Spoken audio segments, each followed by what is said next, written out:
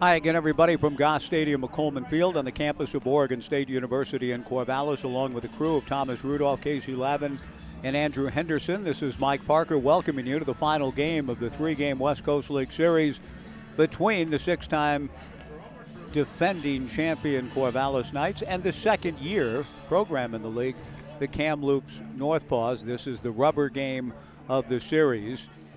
Coming up on our pregame show, and we want to get right to it, a conversation with catcher Tyler Howard out of the University of Portland, Skyview High School in Vancouver, USA.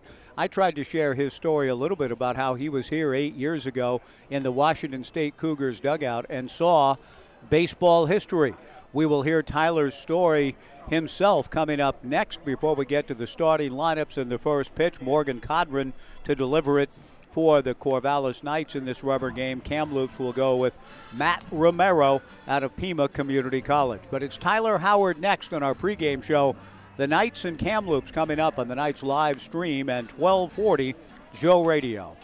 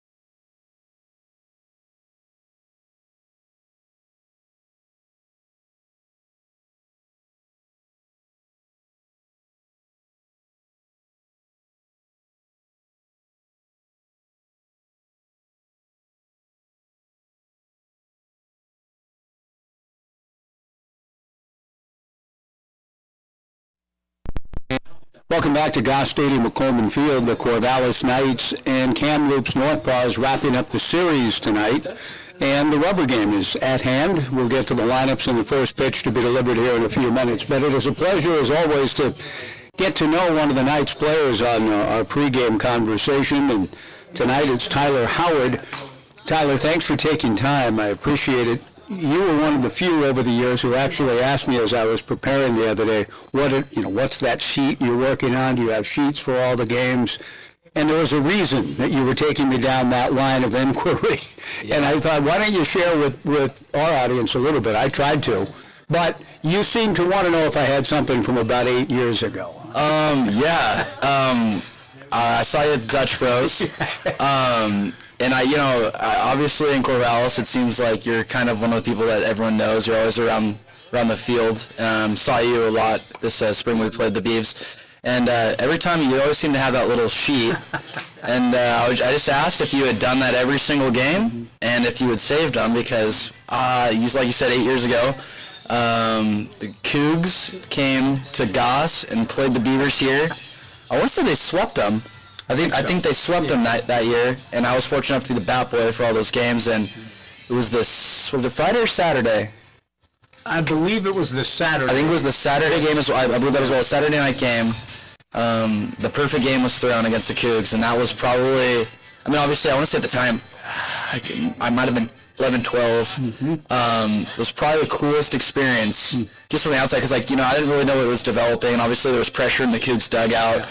getting into the later innings, and I hadn't really fully grasped the concept until I'd like gone home with my dad and talked with him about it, and he's like, no, like the Beavs just threw a perfect game, and I didn't really know what the magnitude of that was until I was there, until he told me, and obviously you don't see that too often, and that was definitely a special night. It's kind of like, really honestly, I was like, wow, college baseball is pretty cool, so. That's a memorable experience, clearly. Tyler Howard, my guest. It was Drew Rasmussen that threw it. He was a freshman for the Beavers. It was only his 4th collegiate start, and he throws a perfect game. And Tyler, one other note on that, that's the only 9-inning perfect game in a conference game in the history of the Pac-12, and you were there. That's pretty special. That's actually really special. Yeah, so tell me a little bit, though, why and the wherefore you did, but share with our audience a little bit, too. The very fact you were in the dugout for those 3 games as sort of an honorary bat boy designated, how did that come about? Yeah, I had a family friend that they won an auction, bat boy. I think one of the coaches for Washington State was a local of Vancouver, and it was just kind of an auction off thing. You could be a bat boy for the series, because obviously it was the closest series to home for me. And they said, hey, does Tyler want this? And my parents were like, yeah, it's kind of a cool thing. I was definitely getting into baseball at that certain time in my life, and I literally just wanted an auction. I don't really know other than that. I just knew there was a time and a place that I had to be somewhere, and once my parents told me that weekend was for me, it's just kind of how it went. But you said there was a little pressure in the Cougs dugout. Were you savvy enough, know the game enough to know that, hey, I mean, was there a certain point where you were aware that the guy pitching for Oregon State, which turned out to be Drew Rasmussen, was throwing a perfect game? There's definitely some helmets being chucked. I remember that. Now, obviously, being on this side, I understand where that's coming from. But no, it was definitely 7th, 8th inning. We're just kind of like, that's when everyone says, like, wow, this stuff gets real. No hitters, perfect games get real in that time. And there's just a little bit of frustration out of the coaches. Slammed a clipboard, I remember. And then the next batter chucked his helmet into one of the helmet cubbies. Mm-hmm. And that's kind of when I was like, ooh, this is, I was definitely, there's a little savvy in me. I was like, ooh, this is probably someone I should get the other side of the dugout for right now. Trying to get away. Serious stuff indeed, and a great moment, and because it's so unique in the history of our sport and in this conference, the only 9-inning conference perfect game ever. You were here as a bat boy through the Washington State connection. Tell me a little bit about that. I think I've misspoke when I said both your parents went to Washington State, but they both have some experience there. Tell me a little bit about that. Yeah, Dad, he was a Coug throughout his college career, just there for education purposes. My mom grew up in San Diego, so she went to University of California, San Diego, and then she ended up getting her master's at Wazoo. Okay. And that's just kind of how I've been connected. My back patio for, I want to say, 15 years of my life, there's a 5x5 tile emblem of the Cougar logo. That's just kind of how my parents, they love the Cougs for sure. So, but they just kind of met through that campus, and I think that's kind of why it was special for me, just because, I was definitely born and raised a Coug. Yeah, that's cool. And let's hope that all of us, Cougs, Bees, everybody in the conference through the years will be able to stay together. You're meanwhile competing at the University of Portland. Tell us how that opportunity came about, how you're enjoying it up there. I honestly can't think of a better spot for me to land. I just knew there was a couple things, like when I was getting recruited, that I wanted. I wanted to be close to home. My parents have spent so much resources and time and energy, and for them to be able to see the next 4 years of my life was something I always kind of wanted to do. I knew I wanted to stay close to home. I didn't realize I wanted to be 23 minutes away from home at the time, but it ended up that way. I wanted coaches that just wanted me. I wanted someone that was personal, was honest, and at the time it was Jake Valentine, who's now actually at Washington State as an assistant coach. He had recruited me. He'd given me my first offer, and that was just kind of meaningful to me. Waited a little bit, not too long, and then I decided I wanted to go be a pilot. I think that night, that's when I connected with Coach Lambert and Coach Loomis, and honestly really fell in love with them during that time as well. They're great coaches, super knowledgeable. I know you probably was pretty familiar with Coach Lambert, but then once Coach Valentine left, really got close with Trey Watt, who's now our third assistant, and he's great catching guy. I honestly think he's one of the best, definitely Northwest, if not country. Being able to pick his brain just on the defensive side's been pretty cool. but it just seems like everything that I needed. I wanted that offensive coach and Coach Loomis. I've got my catching coach and Coach Watt, and then just a really great mentor in Coach Loomis to get me there for me. He's a great baseball man, no doubt about it. Last couple of minutes with Tyler Howard on our pregame show, the Knights in Kamloops, to settle the series here tonight at Goss Stadium at Coleman Field. What about the opportunity here with the Knights, how that came about and what the experience has been like so far? I knew last year I'd played the second half of the season with the Richfield Raptors just because that's my hometown team. Obviously played against the Knights, and then once I started talking with people like Jay Colcroft, Pilot center fielder, obviously Briley Knight, Pilot left fielder, I just kind of knew that there was a culture that you get better, and I think that sometimes you just kind of go through the motions in summer ball, and I just know myself as a person, I want that structure, and I know that this was definitely kind of a place that would be kind of cool. And then once it was November, Coach Lambert told me that I was going to be coming to Corvallis, and I was definitely really excited. I knew that there's a lot of opportunities that would come here and a lot of expectations. I think that just breeds competitors and breeds the type of people that we want at Portland. So I was pretty excited, definitely to connect with them. Well, we're glad you're here. The final thing, and I'm curious to know what your career path, you want to play baseball, this great game as long as you can, but I saw in a bio somewhere on one of an online site, interests, mathematics and history. Is that accurate? Are you interested in both of those subjects? You want to be a teacher, a coach down the road someday, or what? I definitely love baseball. I want to try to see how far I can go with that. I think coaching would also be pretty cool. I was only a freshman this year, so I got a little bit. I think I'm in our business school right now. I think I'm going to end up being a major in finance. I just think that's something that, interest-wise and with the opportunity that are kind of aligning up to each other, and I think that's kind of what I want to do. Okay. Well, a lot of baseball left, including tonight and the rest of the summer. It goes fast, as you well know. It's been 8 years since you saw the perfect game. It's good to have you back in Corvallis in the right dugout, I'll say that. Anyway, and good luck to you, Tyler, and thanks for taking time to share your story. I appreciate it. Thank you for having me. Tyler Howard, my guest. We'll take a break, come back with the first pitch in the rubber game of the three-game series. The Knights in Kamloops coming up on the Knights live stream and 1240 Joe Radio.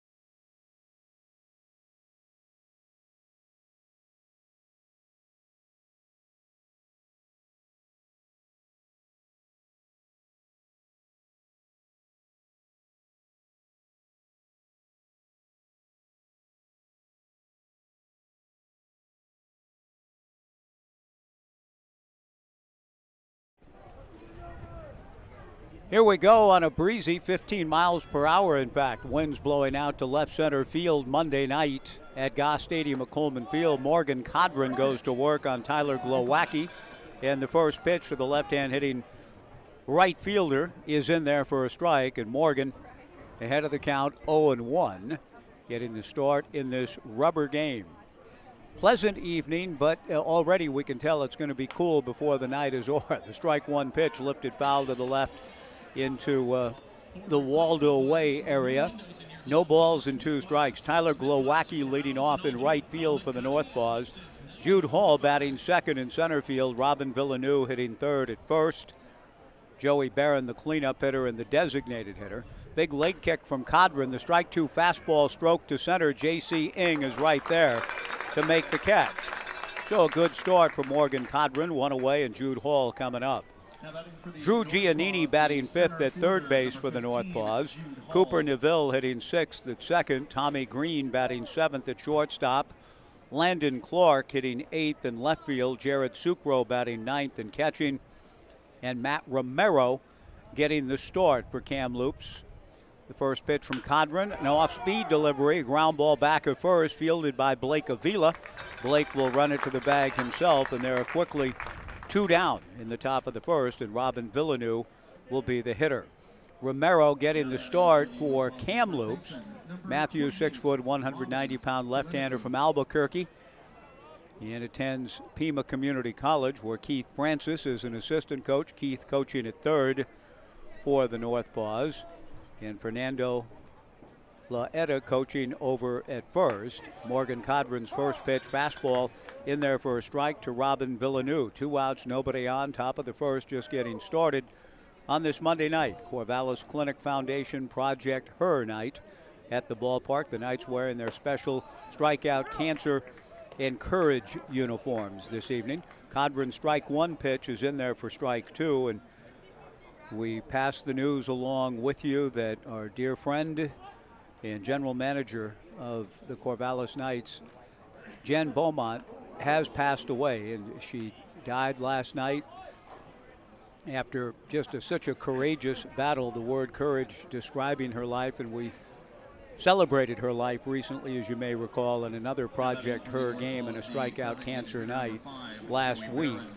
But long did Jen outlive the prognosis by over 14 months, longer than what, after she received her stage 3 lung cancer diagnosis, the prognosis was for, she ended up exceeding that by over 14 months.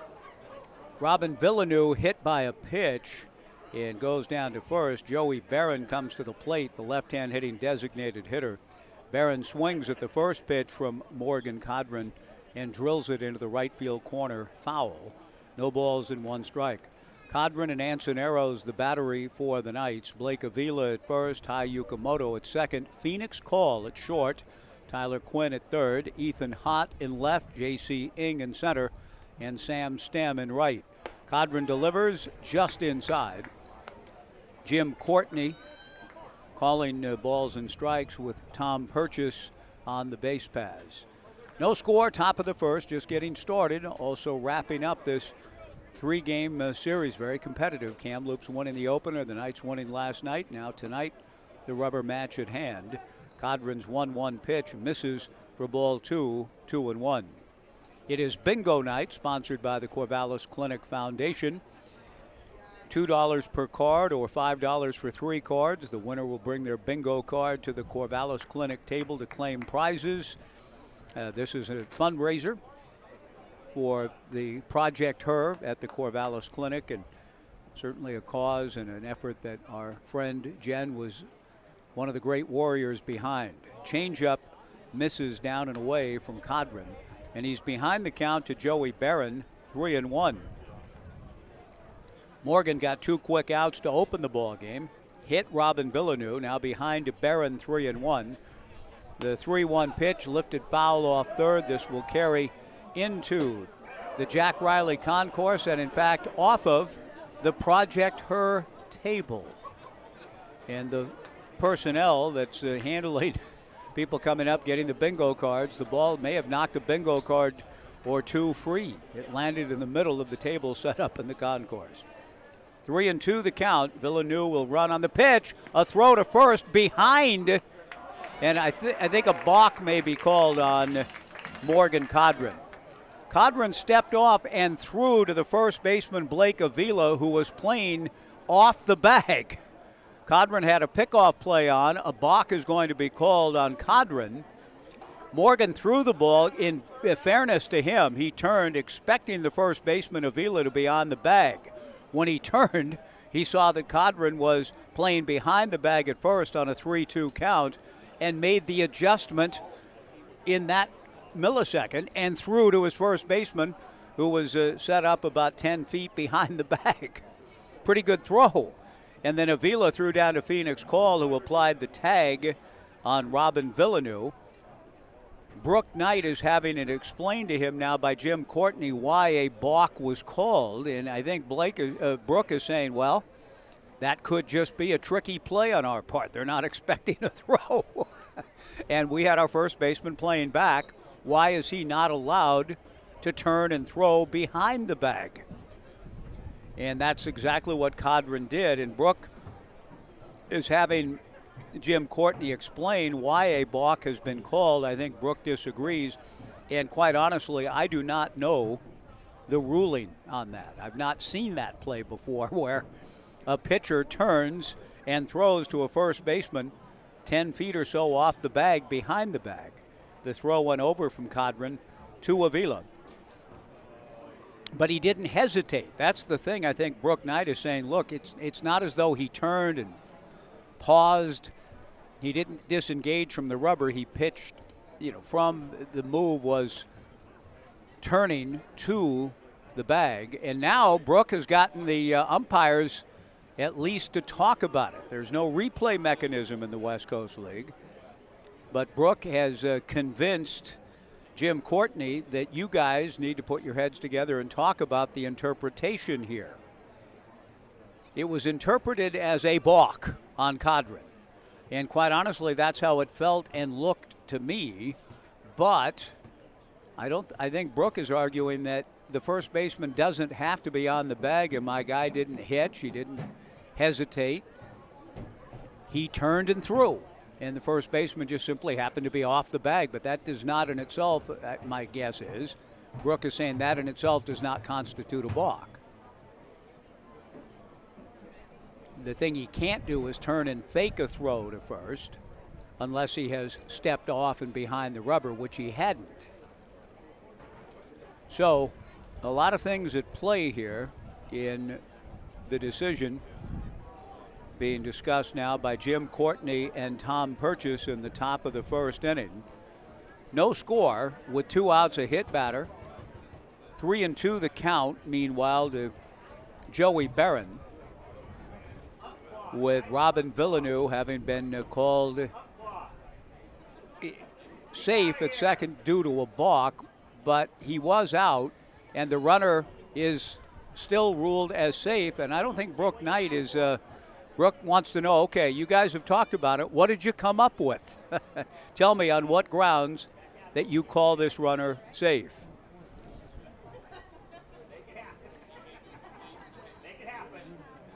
And a conversation going on between Courtney and Brooke Knight, which immediately is grabbing all of our attention. And I just wish we had, maybe I can talk to Dan Siegel or Brooks Hatch at some point between innings. The CEO, Dan, is here tonight. Brooks in the booth adjacent to my left. And they may have a better feel and understanding of the rule. They probably do.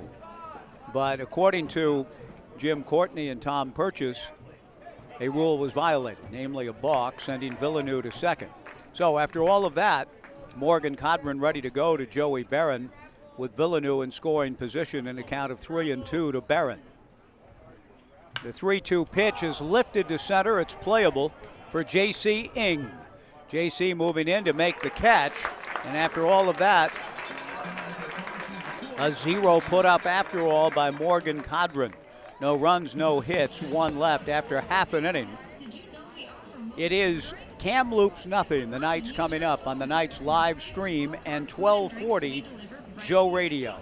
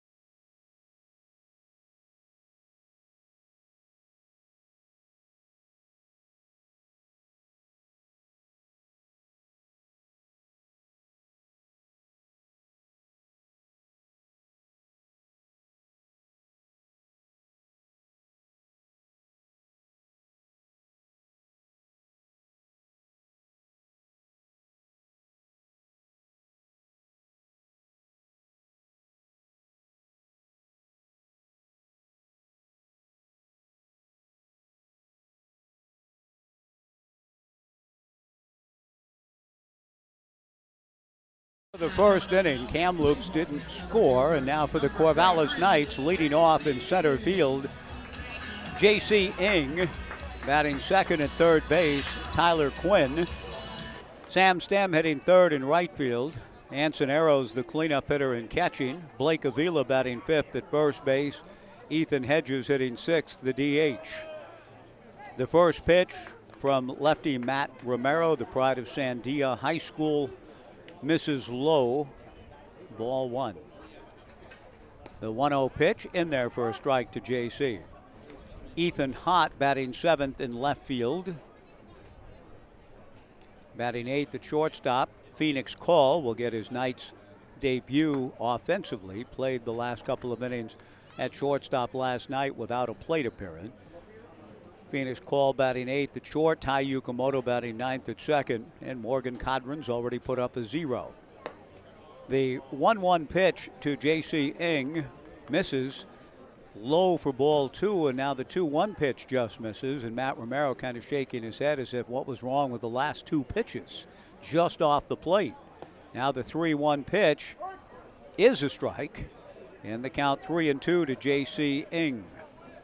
JC elevated to the leadoff spot, made it pay off with a good ball game last night, trying to get on base and lead the way tonight. No score. Bottom of the first. The 3-2 pitch is a line drive into left center field for a base hit.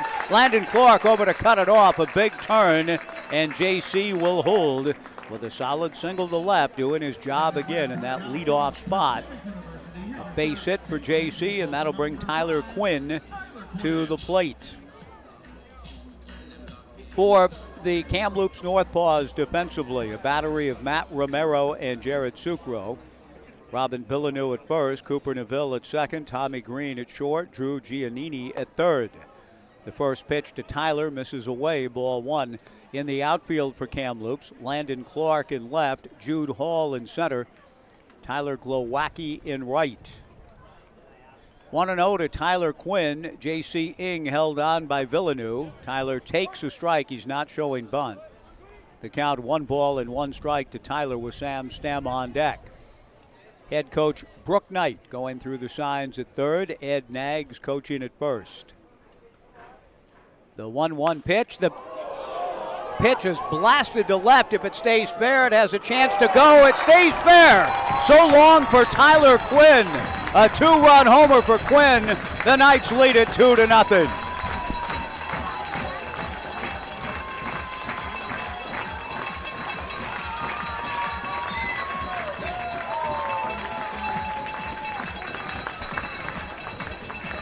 The cowbells are a-ringing in tribute to Hilda Chester, and it's a beautiful sound. We need more cowbell. And the Knights fans who've grown accustomed to the cowbell tradition here over the summers, ringing those bells on the 2-run home run for Tyler Quinn to left. So an electrifying start for the Knights on this bingo night presented by the Corvallis Clinic Foundation and Project Her. Sam Stem steps in and takes a strike. 0-1 the count. Tyler Quinn blasting one just fair inside the foul pole down the left field line. Got a little push from the wind blowing out that way, but he hit it well. Nice job for Tyler Quinn getting the Knights on top after the base hit. Sam Stem with a count of no balls and 2 strikes. Swings and pops one to shallow left. Going out is Tommy Green. Landon Clark, the left fielder, coming in. And Landon makes the catch. One away, and Anson Arrows will be the batter. Tyler Quinn hitting his first home run this season for the Knights. Now has 9 runs batted in. The Knights now with 4 homers on the year. Sam Stem hit one last night. Blake Avila has the other 2. Anson Arrows, the batter. The pitch on the way to Anson, the switch hitting catcher. University of Oregon bound is low and inside, ball one. 1-0. First time I've seen Anson hit from the right side, if memory serves. The 1-0 pitch coming from the lefty Romero, and that's lifted foul above the Omaha room. And the count 1 ball and 1 strike. Anson heading to a program under Mark Wasikowski that was 1 win away from Omaha. Oral Roberts with a remarkable rally to win the last 2 after losing game 1 of the Super Regional. The pitch to Arrows hit high and deep to left. Back goes Clark. If it's fair, this has a chance. It's fair, so long again. Anson Arrows hits one out. And the Knights lead it 3-0.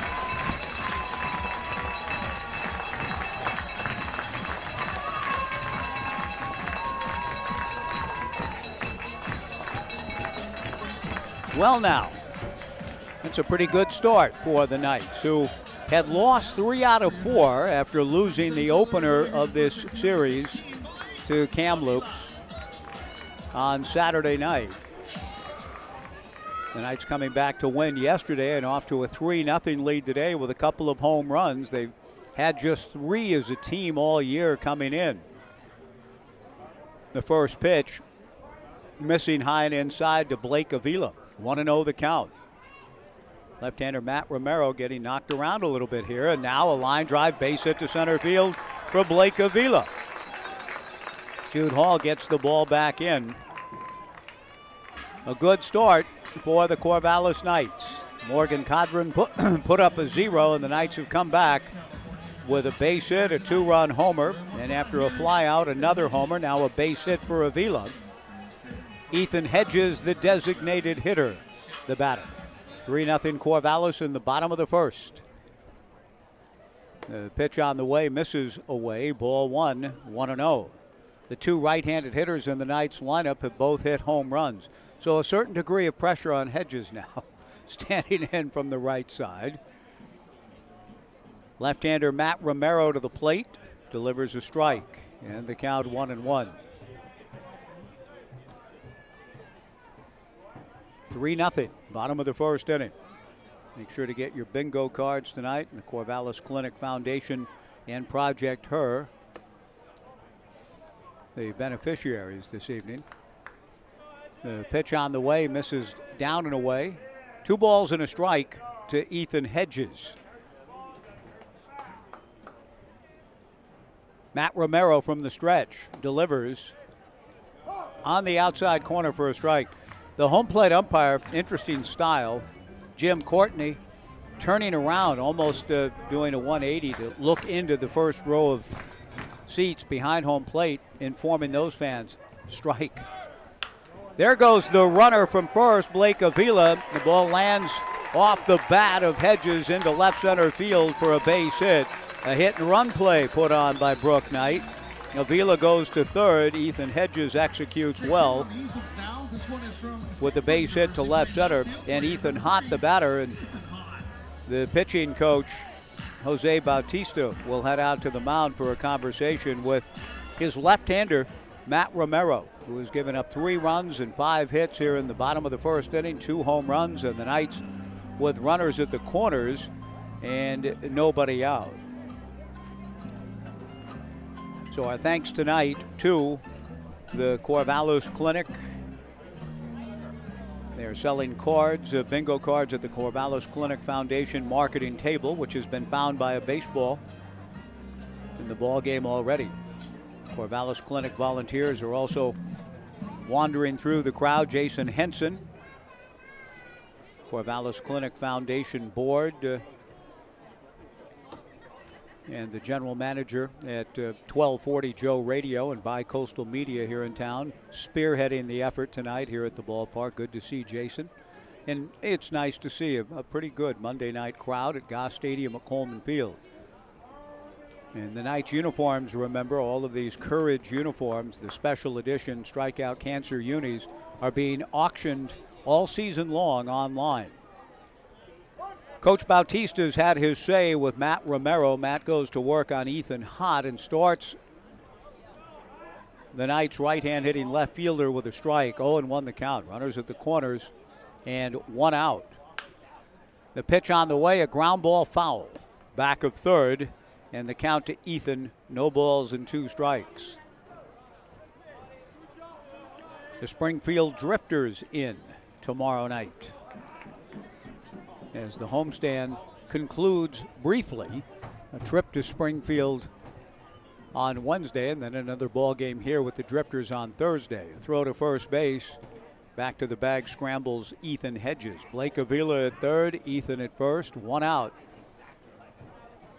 3-0 Knights in the bottom of the first inning. Another throw to first, and again getting back to the bag is Ethan Hedges.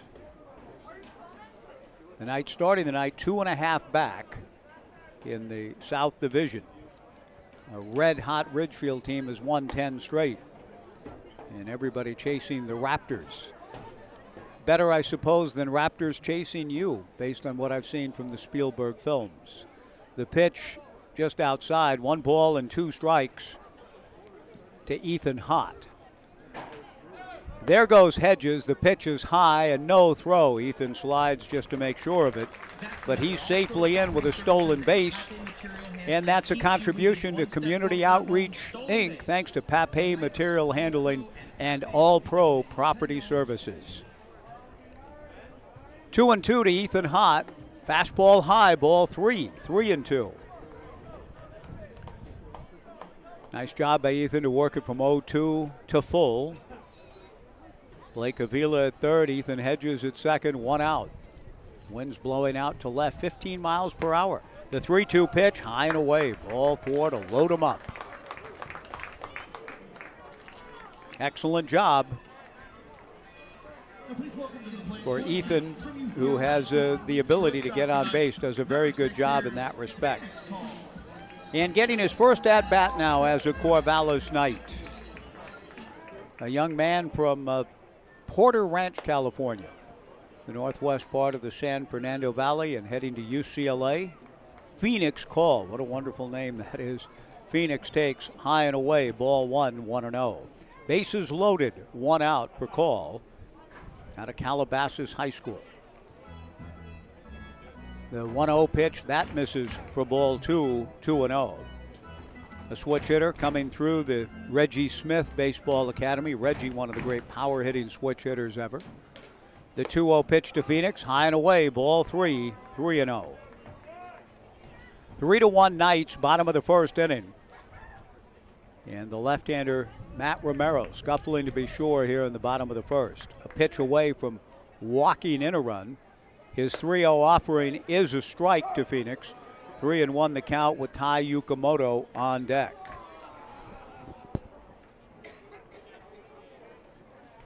John Savage calling Phoenix a very advanced player.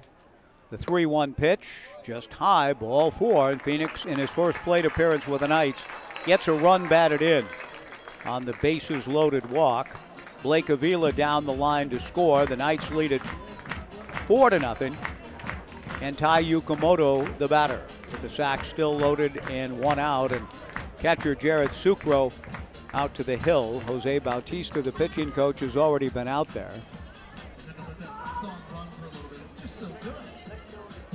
And trying to peer through the binoculars into the bullpen and left. It doesn't look as though here in the first that Coach Francis or Coach Bautista have gotten anybody up.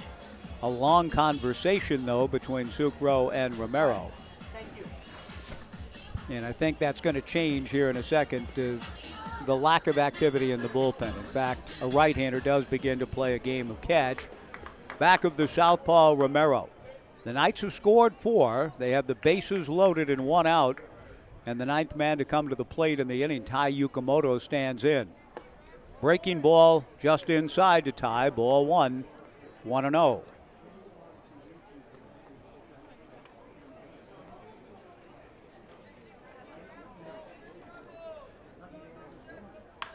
The 1-0 pitch, a line drive into left field for a base hit. Ethan Hedges scores. Ethan Hott will stop at third. Tai Yukamoto a base hit to left field. And the Knights lead it 5-0.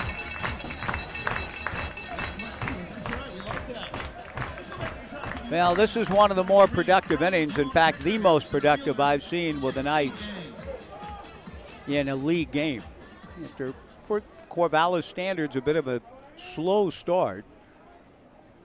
Coming in to tonight's action, 2.5 back at 10-7 of Ridgefield, which has won 10 straight. But the Knights have scored 5 here in the bottom of the first, and J.C. Ng, who opened the inning with a base hit, takes a first pitch strike. The bases remaining loaded. Breaking ball from Matt Romero misses down and away. 1 ball and 1 strike to J.C. Ng with Ethan Hott at third, Phoenix Call at second, Tai Yukamoto at first, and 1 out. Romero kicks and delivers and misses in the turf. Ball 2, 2-1. Kamloops had taken 3 of the first 4 games head-to-head with the Knights, with the Knights winning last night, and now with the big jump early tonight. The 2-1 pitch, fastball catches the outside corner knee high to even the count to JC at 2-2. The Knights have hit 2 homers in the inning, 5 runs and 6 hits, and a commanding lead out of the gate. 2 balls and 2 strikes. JC takes, low and away, ball 3, 3-2. A right-hander continues to throw back of the left field fence. Rough go from Matt Romero, trying to just find another out, keep himself in this game. The left-hander ready, and the 3-2 pitch. A chopper up along first, a tough play, and everybody safe. An infield single, another run in with Ethan Hott down the line to score. It's 6-0 Knights, an infield single for Ng, and the bases remain loaded.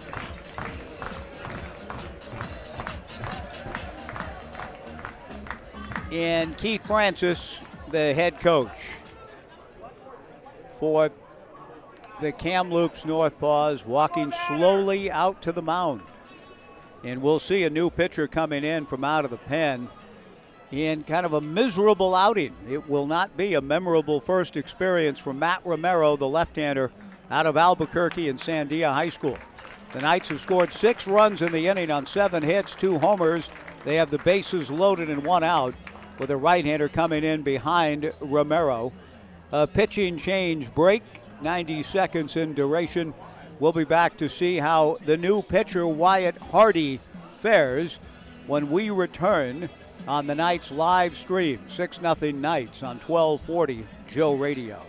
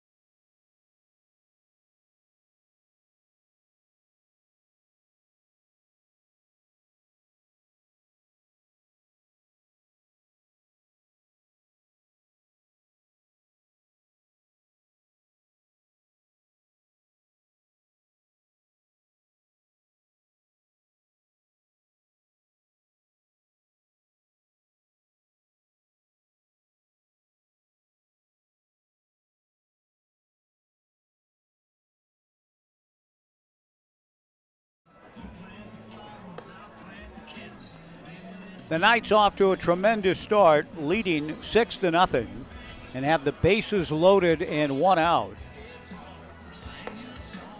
with the batter Tyler Quinn, who homered earlier in the inning, coming to the plate now, and he'll face a right-hander from Parker, Colorado. Justin Boyd country.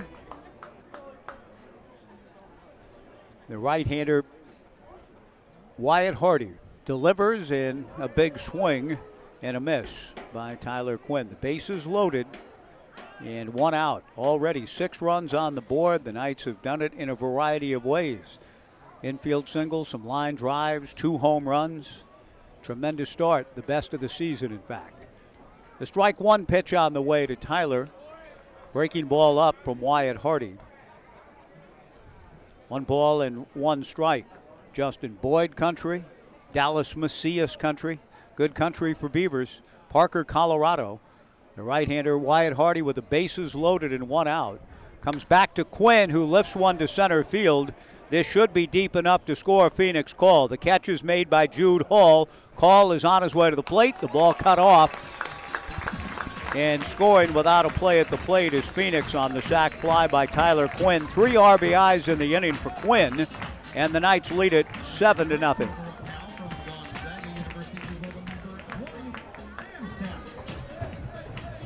Two down in the inning. Sam Stem, the batter. Stem made the other out, a fly out to left field in the first. Tai Yukamoto at second, J.C. Ing at first. 2 down, 7 runs in. The first pitch from the right-hander Wyatt Hardy misses high and away, ball 1, 1-0.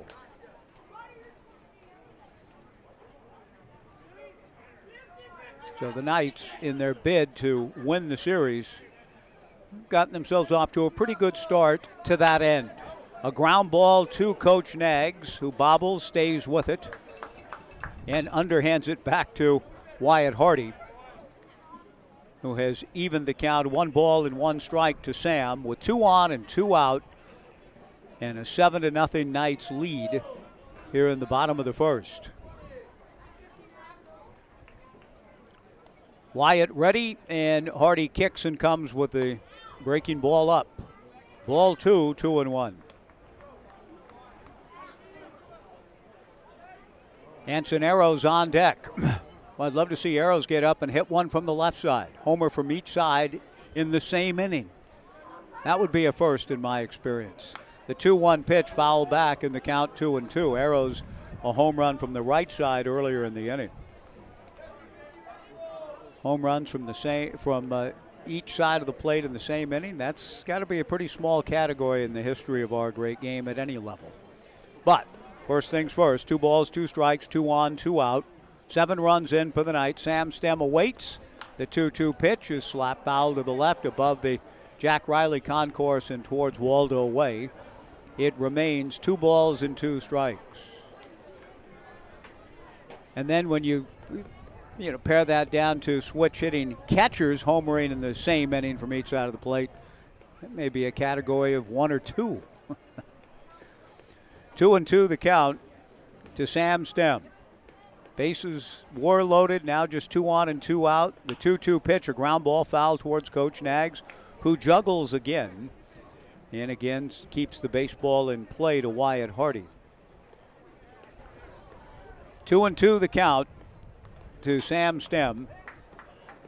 The 12th man to come to the plate in the inning. 7 have scored.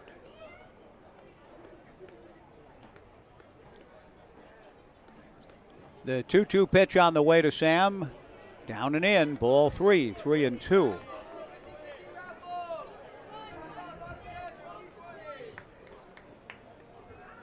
Tai Yukamoto at second, J.C. Ing at first. They will take off on the pitch. 3-2 with 2 down. There they go. The 3-2 pitch is high to load them up for Anson Arrows. Well, we do at least get to consider it.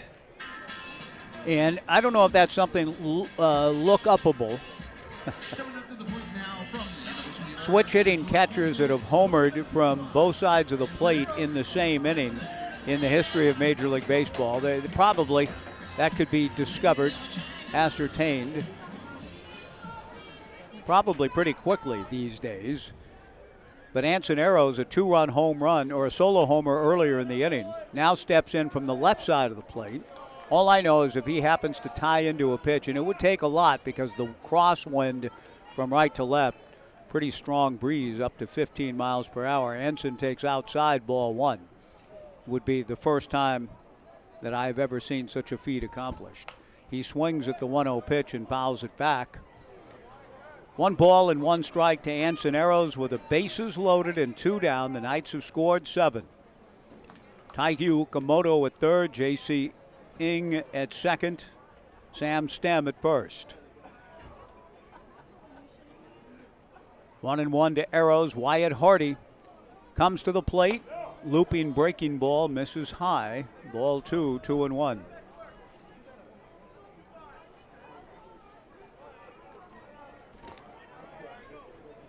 He would really have to get on a pitch, Wood Anson, and drive it through that wind. He pulled his homer just fair to left earlier, off speed and high. Ball 3, 3-1. Blake Avila on deck.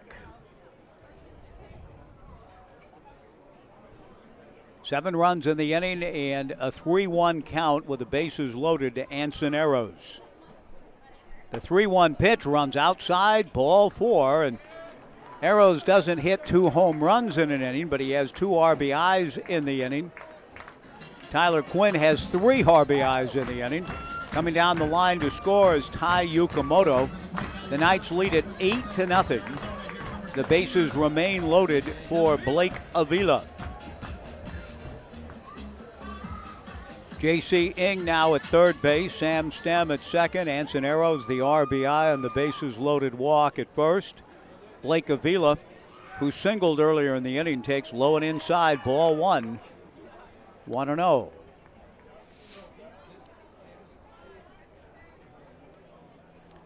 Morgan Codron, a long time ago it feels like, put up a 0 in the top of the first. The Knights have responded well on his behalf with 8 and still looking for more. The 1-0 pitch in there for a strike, and the count 1-1.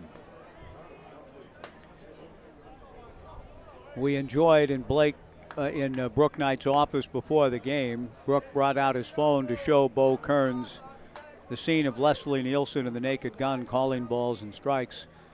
We all enjoyed watching that again and just looking at the style of the home plate umpire tonight, Jim Courtney, who calls strike 2 and then asks Blake Avila to get back in the box. 1-2 the count. Bases loaded. We were responding to the delayed call last night by Tom Purchase a la Nielsen. The 1-2 pitch is swung on and missed. Strike 3. And the inning is finally over, but what a frame, the best of the year for the Corvallis Knights. 8 runs, 7 hits, 2 homers, and they leave 3.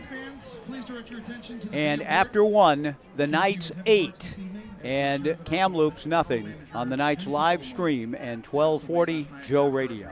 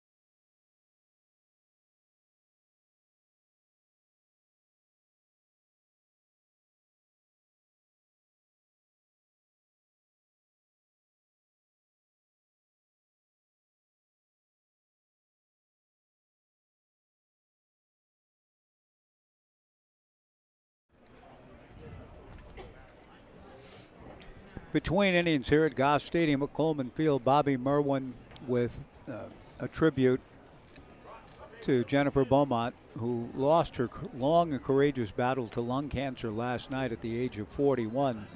Surrounded at home by her dogs, Wyatt Earp and Jesse James. They were by her side in the end. And she was a much loved person, and it's difficult to come to grips with somebody who poured her heart and soul into this program, loved the Knights, and in fact, her husband, Aaron, who also, of course, was by Jennifer's side last night. Aaron and Jen both had talked about the commitment to making the Corvallis Knights one of the great organizations in all of baseball, and she did. She was a big part of the atmosphere here and so many of the game day experiences that you've had through the summers here. She's been a big part of it, and the heart and soul of the Knights organization. Courage was her mantra. Courage is on the backs of the Knights uniforms tonight, and she just was honored with a request from the crowd here tonight for a moment of silence with her beautiful countenance up on the big video board out in right field. And indeed a stirring moment, a poignant one here at Goss. Thanks to everything that Jen Beaumont meant, and our condolences to Aaron, who was with her through the whole battle. We go to the second inning, 8-0 Knights. Morgan Codron goes to work on Drew Giannini, and the count is 1-1 on Drew. Drew will be followed by Cooper Neville and then Tommy Green.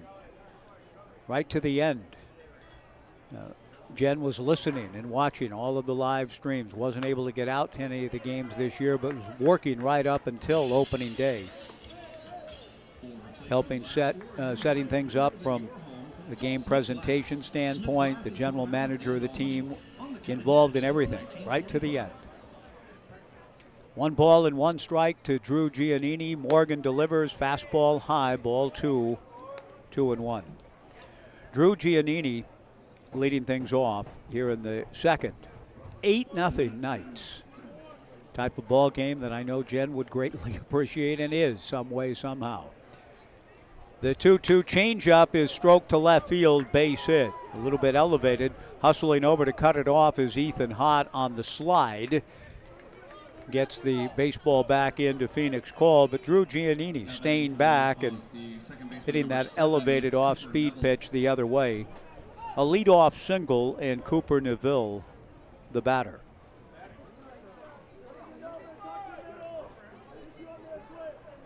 Cooper, another left-handed hitter. A goodly number of left-handed hitters for both teams. We have seen no action thus in Urchin Alley tonight. Fastball up and in, ball 1, 1-0.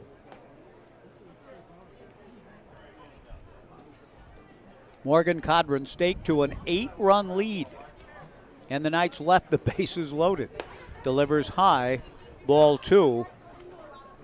You may have to work to get the feel back a little bit. The Knights were at the plate for a long time, and Codron turns his back on home plate for a moment. Morgan steps back to the rubber, down in the count, 2-0 after giving up a base hit to open the inning. Comes to the plate, very high, ball 3, 3-0 to Cooper.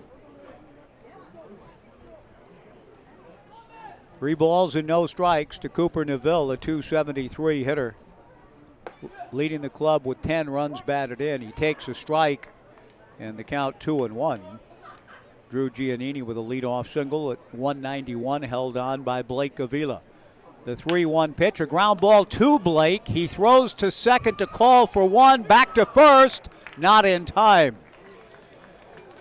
Nice try by Avila, and a good quick throw from Call back to first, giving himself a chance to get the 3-6-3 double play ball. But Cooper Neville able to avert it, hustling down the line. So a fielder's choice, 3-6, 1 away. I thought Blake might have been better served to step on the bag and then throw to Call, and Call would have needed to apply a tag. I think that was the Knights' better chance to get a double play there. The first pitch to Tommy Green, just outside, ball 1. He was close enough to the bag that I think that was a better choice, but still, he gets the lead runner and gives himself a chance for the 3-6-3. The 1-0 pitch is drilled to the alley into left center field. That'll get through all the way to the base of the fence. The ball chased down by J.C. Ing. Cooper Neville will round third and score. And into second base with a double goes Tommy Green. Kamloops on the board. The Knights 8 and the NorthPaws 1. Now batting for the NorthPaws, the left fielder, number 31, Landon Clark. Landon Clark will be the hitter. Good swing by Tommy Green. He's just a 135 hitter coming in, but he gets his second run batted in. And now Landon Clark, the hitter. The Knights scoring 8, and Kamloops has come back to put up a run. They have an out, and it looks like some activity will begin in the Knights bullpen. Codron over the top with a fastball for a strike. The count 0-1 to Clark.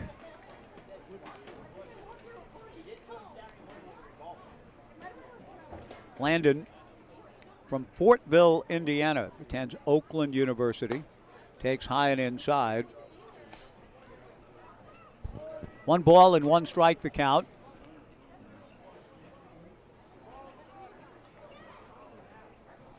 Yeah, the home plate umpire, Jim Courtney, with some sort of warning. And I'm not exactly sure why, but I think a ball was called as a penalty for Morgan Codron, perhaps going to his mouth on the mound. The 1-1 pitch swung on and missed, and the count 1-2 to Landon Clark. 8-1 Knights in the second inning.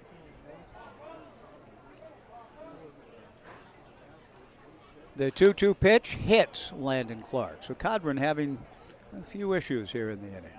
Staked to an 8-run lead, a single. Went 3-0, got an out. Probably should have gotten 2. I feel like the double play was possible. But whatever the case, a double, a hit batter, and now Morgan will try to get himself locked back in as he faces Jared Sucro. Sucro, the right-hand hitting catcher, with 2 on and 1 out. Takes a strike and the count 0-1. Sucro appearing in his 10th game. He's hitting 190 with 3 runs batted in. Tommy Green at second, Landon Clark at first. The strike 1 pitch from Morgan is down and away. 1 ball and 1 strike the count. Knights baseball is presented by our friends at Best Western. When you come to Corvallis to catch Knights baseball or whatever brings you to town, we encourage you to stay at your locally owned Best Western in Corvallis. Swung on and fouled back by Sucro, the count 1-2. Best Western is close to Goss Stadium, and you can enjoy the largest hotel rooms in the city and an outdoor heated pool. Wherever life takes you, Best Western is there. 8-1 Knights, top of the second.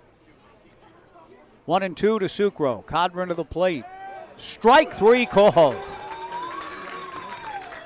Sucro didn't think so. Breaking ball knee high, got a piece of the outside corner. 2 down, the first strikeout for Codron. And Tyler Glowacki, who flied to center field to open the game, will be the hitter for the NorthPaws. Kamloops heads from here to begin a 3-game series tomorrow in Portland. Morgan delivers a check swing tapper up along first. Foul. No balls and a strike to Glowacki.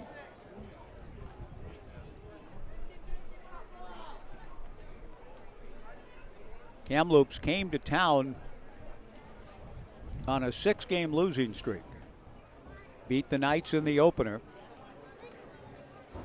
The Knights came back to even the series with a victory last night and lead commandingly 8-1, although Kamloops with a chance to kind of get back in it here. It's early enough that they'd love to have that opportunity, and here's a ground ball base hit into left field. Tommy Green will score, and so indeed the NorthPaws get a little bit closer.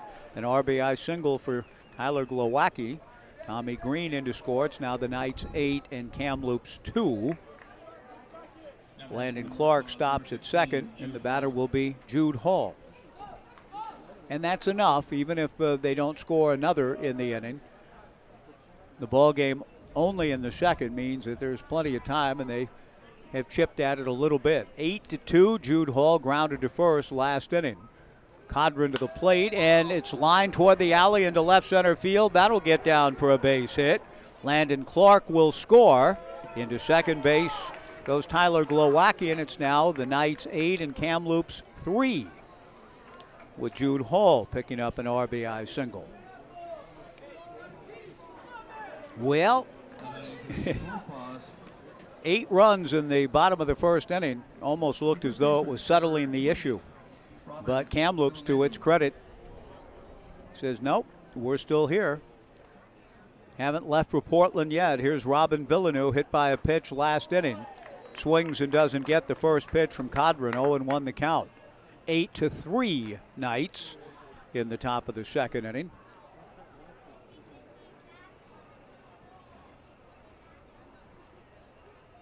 Out of the stretch works Morgan, comes to the plate and misses away. 1 ball and 1 strike to Robin Villeneuve. Tyler Glowacki at second, Jude Hall at first.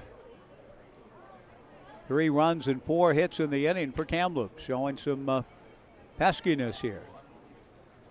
The 1-1 pitch, fastball, swung on and missed, and the count 1-2.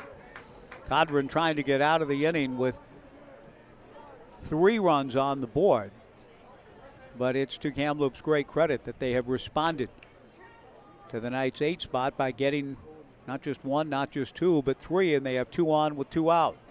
The 1-2 pitch, they're going to get another one, maybe 2, a line drive base hit. Glowacki scores, and they will get 2. This rolls all the way to the base of the fence. Jude Hall scores. On his way to third is Villeneuve. He's in with a 2-run triple. And it's now the Knights 8 and Kamloops 5. Wow. Brook Knight is on his way out, and I suspect Morgan Codron will be too. What a response by the Kamloops NorthPaws. They get hit in the mouth in the form of 8 runs by the Knights in the bottom of the first, and they are very much back in this game, with 5 of their own in the second and a runner at third and 2 down for Joey Barron. And Brook Knight out to visit with Codron. And indeed, Morgan will be coming out. That's a tough outing for the young man. He walks off wearing that Courage jersey,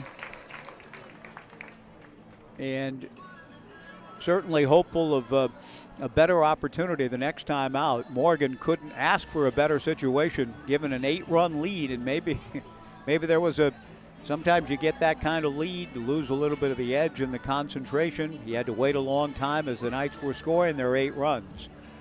But all the credit in the world to Kamloops, as the NorthPaws down 8-0 have come back to score 5, and they're not quite done yet. We've got a pitching change. We'll take a pitching change break with Ethan Collins coming in. 8-5 Knights in the second on the Knights live stream back in 90 on 1240 Joe Radio.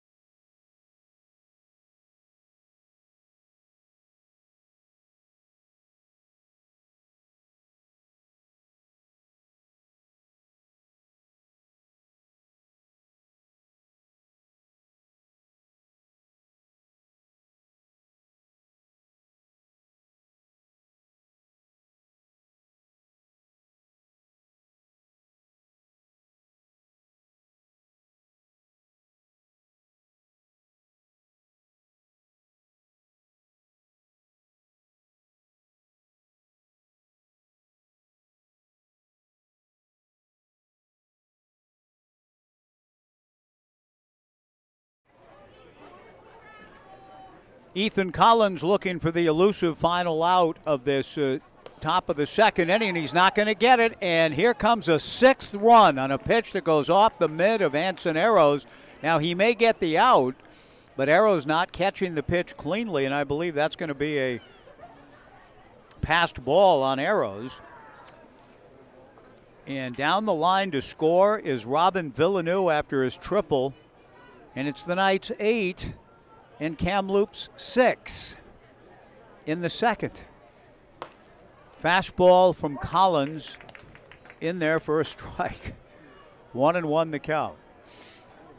Ethan Collins making his 4th appearance. He's worked 6 2/3. Morgan Codron was making his 3rd appearance. He'd worked 7 innings, had only given up 4 runs coming in. All 6 runs charged to him. It's possible that the last one could be an unearned run depending on the scoring. The 2-1 pitch missing for ball 3, 3-1 to Joey Barron. Barron, the 9th man to come to the plate in the inning. The 3-1 pitch is swung on and missed. And the count goes full, 3-2 with 2 down and nobody on. Collins back to the plate. The 3-2 pitch is swung on and missed. Strike 3. The Knights still lead it. That's the really only good news coming out of the top of the second. Kamloops 6 runs and 5 hits. And at the end of 1.5, the Knights 8 and Kamloops 6 on the Knights live stream and 1240 Joe Radio.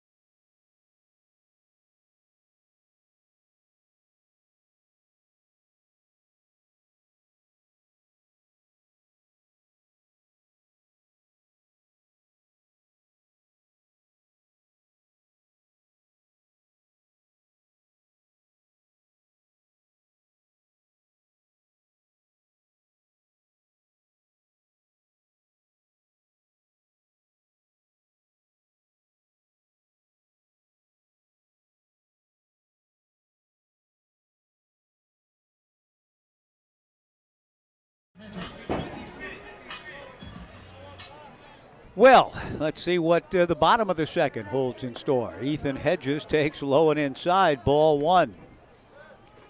8-6 Knights, bottom of the second inning. Ethan Hedges with a count of 1-0. Ethan singled to center last inning. The 1-0 pitch from Wyatt Hardy misses for ball 2, 2-0. The Knights scored 8 in the bottom of the first. Kamloops responds with 6. The last one unearned, a passed ball charged to Anson Arrows. 2 balls and no strikes. Wyatt Hardy starting the frame with a clean slate. He inherited a bases loaded situation in the first. The 2-0 pitch, a strike to Ethan with Ethan hot on deck and Phoenix call to follow. The 2-1 pitch pounded foul at the plate. That evens the count at 2-2.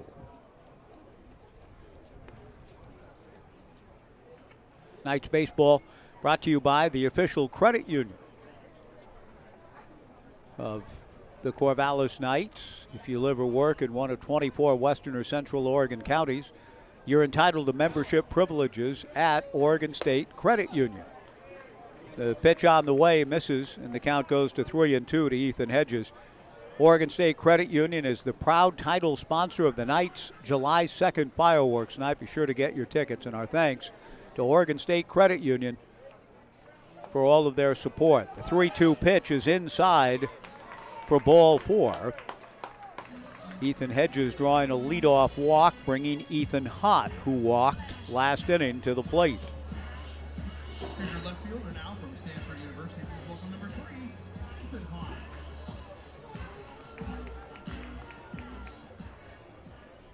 Ethan Hott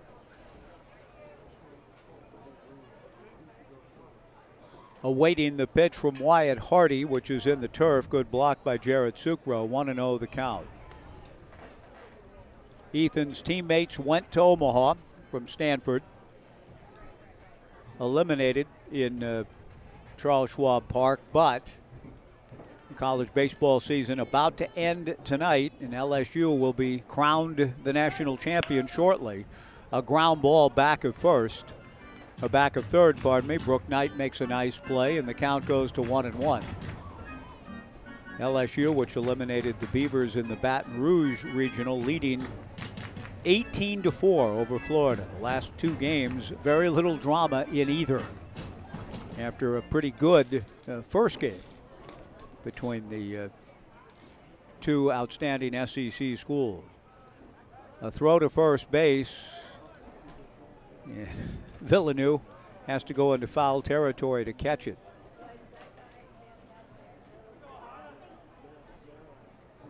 One ball and one strike, the count to Ethan Hott. Ethan Hedges at first, nobody out. 8-6 Knights in the second. Wyatt Hardy to the plate. Breaking ball misses. Ball 2, 2-1.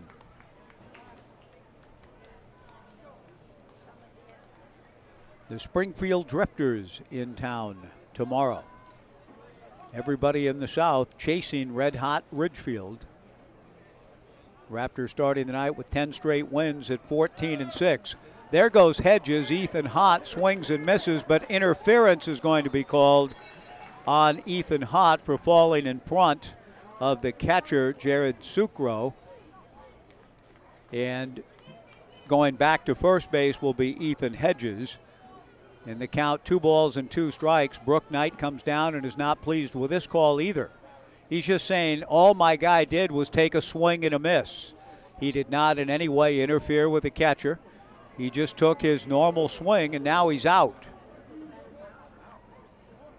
Ethan Hott out, and instead of Hott still at the plate, he's called out for interfering with the catcher, Jared Sucro.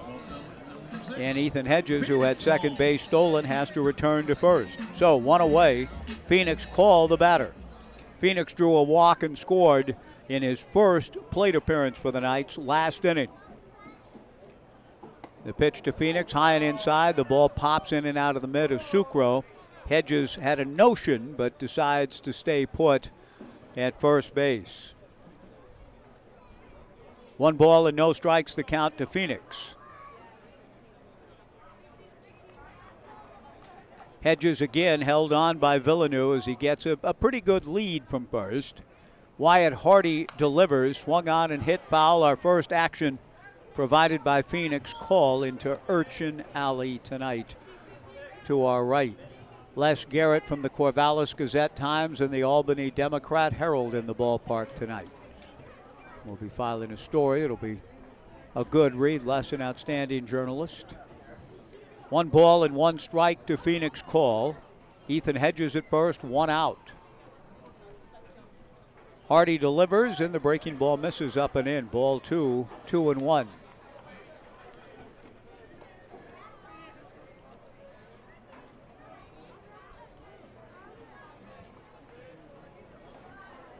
$14 runs scored in each of the last 2 half innings. The Knights trying to stay in that offensive mojo. There goes Hedges. The pitch is high and inside. The throw to second is not in time, and Hedges has his stolen base after all.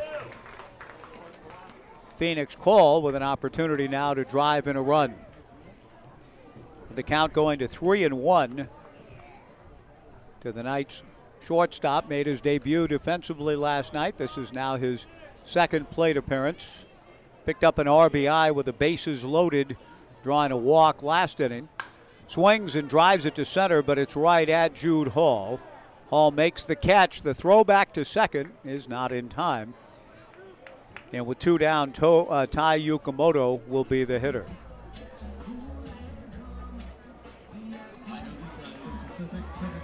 And he's your second baseman. Please welcome number 2, Tai Yukamoto. Tai Yukamoto had an RBI single last inning. The pitch on the way to Tai, a line drive right at the second baseman, Cooper Neville. A little bit different kind of inning for Kamloops in the second. Last inning, 8 runs. Here in the second, 0. A leadoff walk. Hedges left stranded at second. And after 2, the Knights 8 and Kamloops 6 on the Knights live stream and 1240 Joe Radio.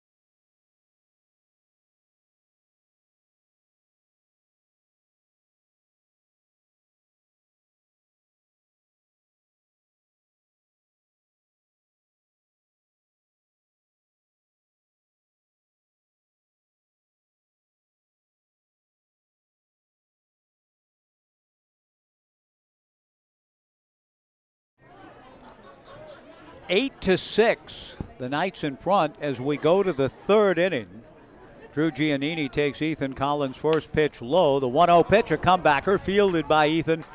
Trots halfway to first and then underhands to Blake Avila. 1 away in the top of the third inning. Kamloops batted around and scored 6 in the second after the Knights had 8 runs and 7 hits in the first inning. Now Ethan Collins hoping to emulate the example of his counterpart Wyatt Hardy, getting a kind of a clean slate, a fresh clean slate of his own. Hopes to get through the inning. Cooper Neville swings and misses, 0-1 the count. Collins back to the plate. Fastball misses up and away from Ethan. Orange Lutheran High School out of Pomona Pitzer, a molecular biology major. 1 ball and 1 strike. Neville takes outside, ball 2, 2-1. Just saying that makes me anxious for about a month from now, a little less than a month. We're inside of a month to Oppenheimer. The 2-1 pitch swung on and missed, and the count 2-2. I don't get to the movies. I love movies. If you may pick up on that here and there. Old ones, see them all many times. Don't go to the movies that often, but really want to see Oppenheimer, July 23rd. I think it's out. The 2-2 pitch runs outside, ball 3, 3-2. Christopher Nolan, outstanding director, directing an incredible story. Oppenheimer's is. 3-2 the count to Cooper Neville. 8-6 Knights. Ethan Collins to the plate, and it's lifted foul. Waldo away beyond the upper grandstand on the left side. The AQI rose a little bit today. I felt the haze. You could see it. It went from in the teens this morning to 25 by game time. I'm not sure what it is now, but the breeze is blowing. It's pleasant. Fastball outside, ball 4. Cooper Neville draws a 1-out walk. Tommy Green comes to the plate. Yesterday was one of those clear and magnificent days, but we still have really only had, in all of these home days, one warm, comfortable night. This is not the definition of that. Sweatshirts and wraps and blankets and so on are here again, with the breezes blowing out to left center field. The first pitch to Tommy Green, who doubled home a run and scored a run last inning, high and inside from Ethan Collins. 1 ball and no strikes the count. 8-6. The Knights in front in the third. Ethan set, comes to the plate. The 1-0 pitch is swung on and hit foul out of play to the left, over the head of Emma and Louise Annette, who are in the ballpark tonight. I haven't seen as much of them yet this year, but it's great to see him here. Saw Derek Bukite giving Louise Annette a big hug earlier. Great to see her and her daughter back in the ballpark. They've been fixtures here for many summers. The 1-1 pitch, high and inside, ball 2, 2-1.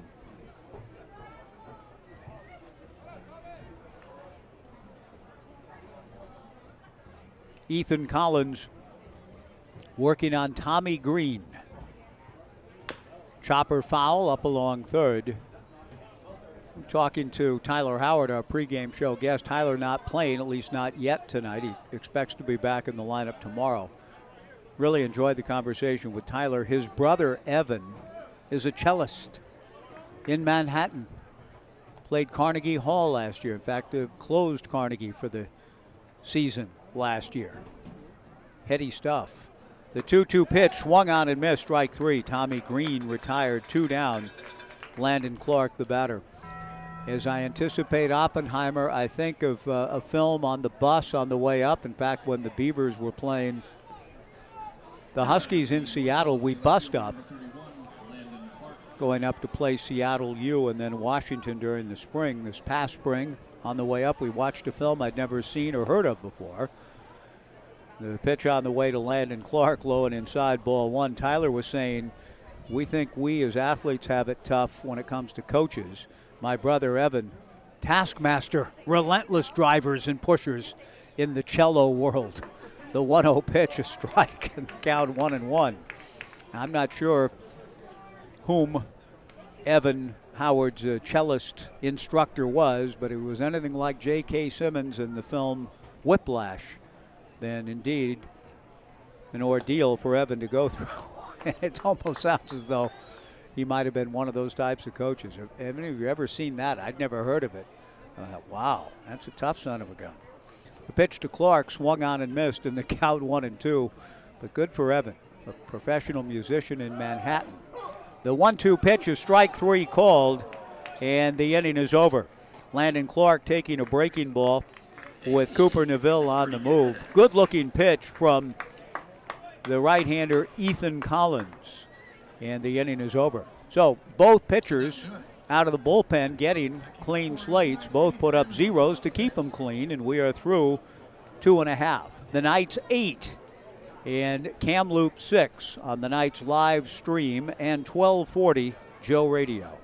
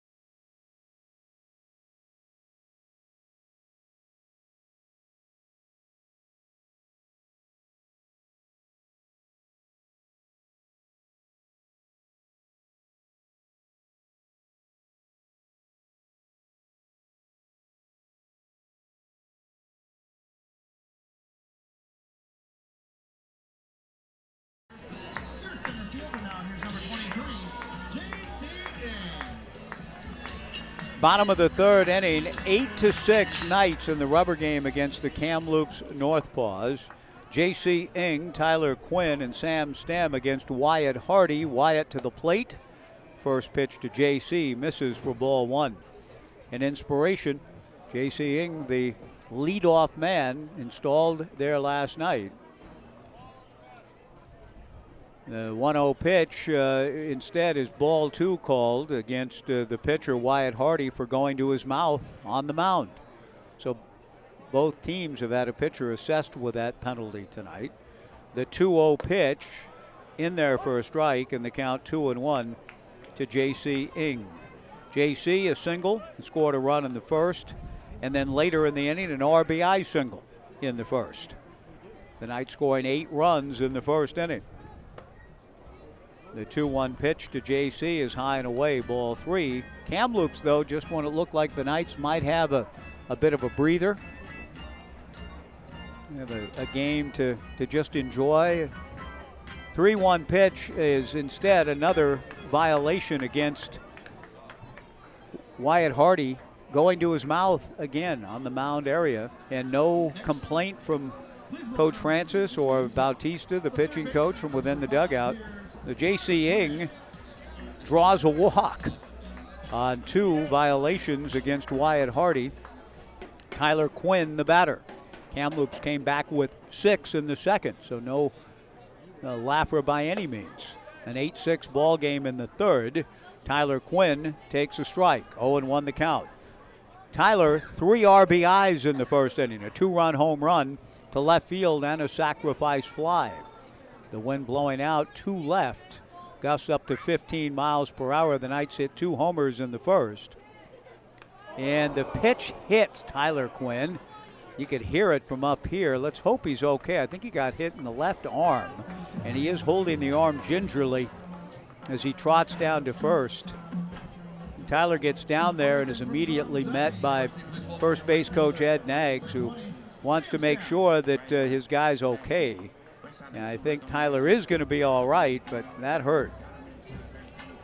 J.C. Ng into second base. Tyler Quinn hit by the pitch, and now Sam Stem, who's flied to left and walked at the plate with 2 on and nobody out in the bottom of the third. 8-6 Knights looking to add on.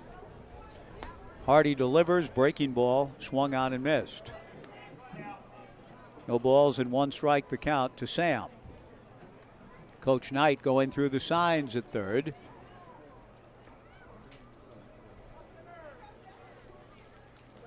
Sam waiting with 2 on and nobody out. The 0-1 pitch on the way is a ground ball back up the middle to the right of the second baseman, Neville. He goes to second for 1, on to first, not in time. Nice play by Neville to get to the ball. Flipped it to Tommy Green, covering at second for the force. The fielder's choice. 4-6, 1 away. On the play, Ng goes to third.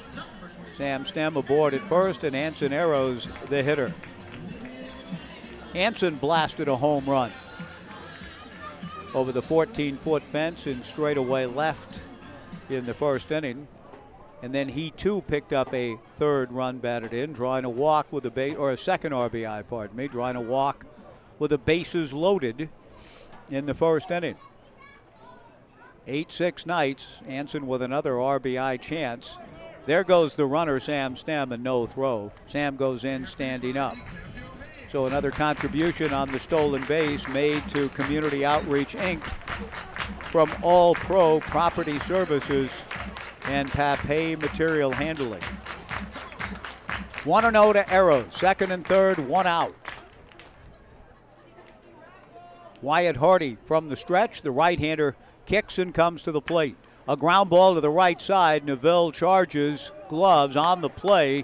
Coming down the line to score is J.C. Ng on the 4-3 ground out off the bat of Anson Arrows, who has 3 RBIs. The Knights lead at 9-6. Sam Stem into third, and Blake Avila the batter. With 2 down, and the Knights pushing a 9th run across.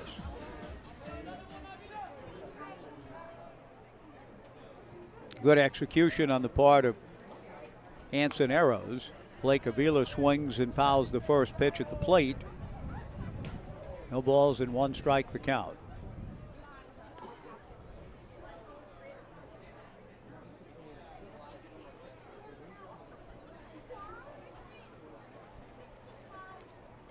Oh and 1, Blake singled and struck out in the first inning.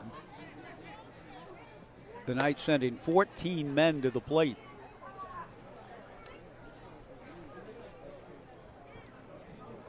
A strike 1 pitch high and away to Blake Avila. 1 ball and 1 strike the count.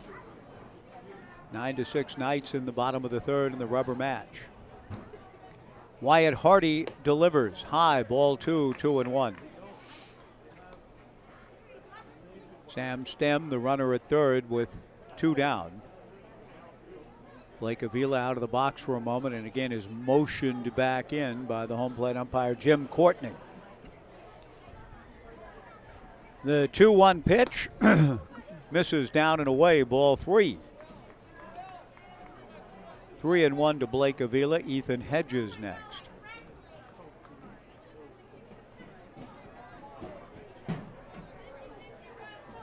The right-hander Wyatt Hardy nods yes. The left-hand hitting Avila awaits. The 3-1 pitch, Blake tried to check his swing, on appeal, swing with no retort. Blake knew it, and now the count goes full, 3-2.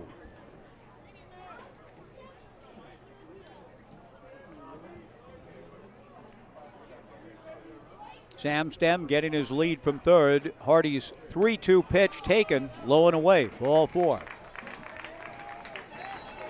Blake Avila trots down to first. 7 walks yielded in the ballgame by Kamloops pitching. And Ethan Hedges, the batter. Ethan has drawn 1 of them. That was last inning. He also stole a base. He stole a base in the first. Singled and scored a run in the Knights' 8-run first inning. 9-6 Knights, runners at the corners and 2 down. Hardy delivers, good swing by Ethan. Swings and fouls it back. No balls and 1 strike.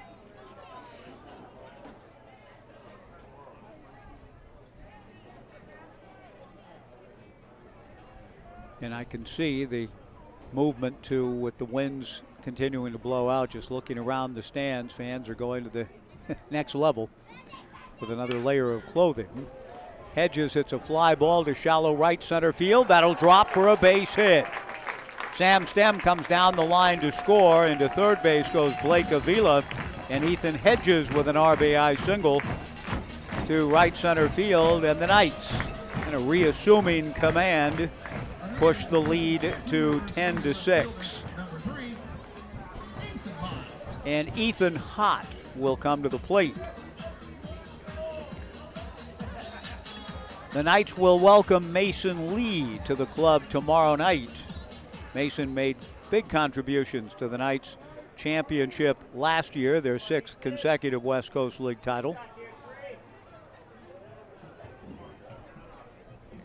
The pitch on the way to Ethan Hott is a line drive right at the second baseman Cooper Neville, and the Knights will settle for 2 here in the third. But the Knights getting 2 more runs to push the lead to 10-6 as we go to the 4th on the Knights live stream and 1240 Joe Radio.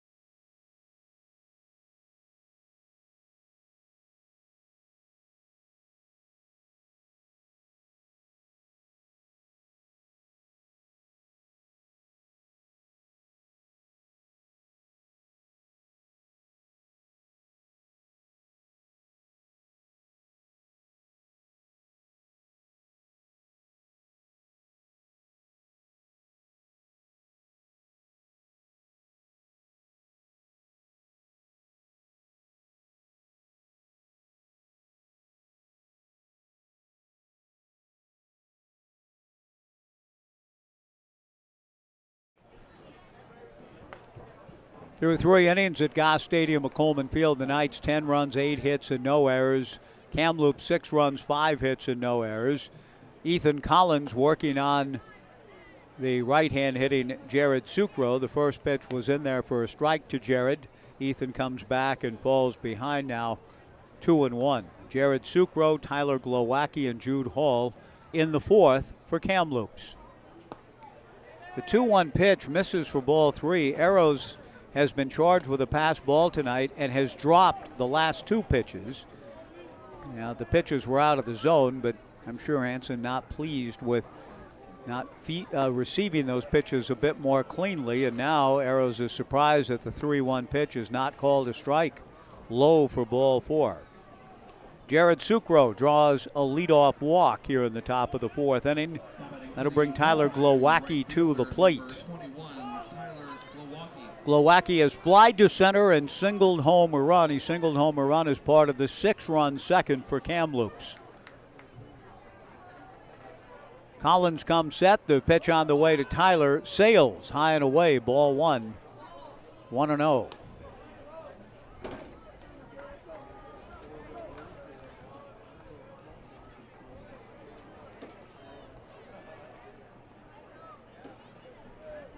One ball and no strikes under the lights on this Monday night. Corvallis Clinic Foundation and Project Her night at the ballpark. The 1-0 pitch from Ethan misses again. Ball 2, 2-0. And that will, ball 4 and 2-0, provoke some activity in the Knights bullpen. A couple of guys heading down into the left field corner. Collins' 2-0 pitch is very high for ball 3. Arrows throws down to first, but Jared Sucro gets back. 3-0 to Glowacki. Jude Hall on deck. Ethan Collins will try to find the road back to the strike zone and stay around for a while. The right-hander set, and the 3-0 pitch taken for ball 4.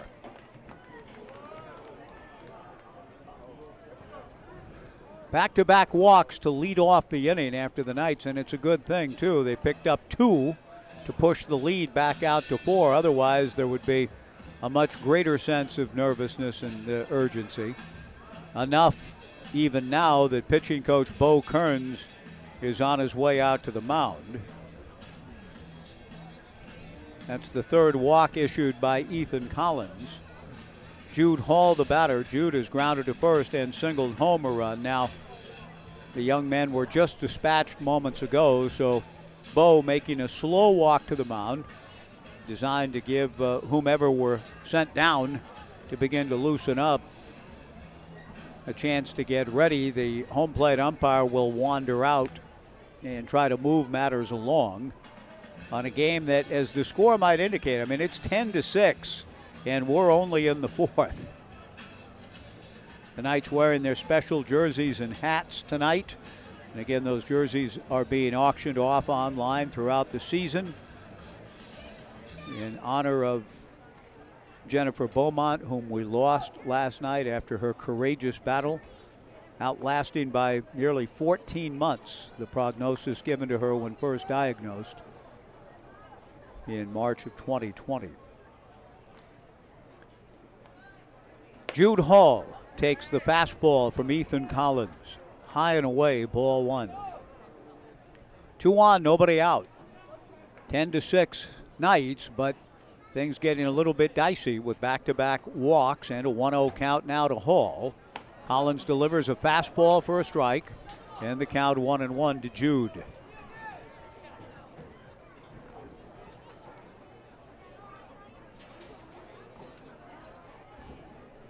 The left-hand hitting Jude Hall awaits.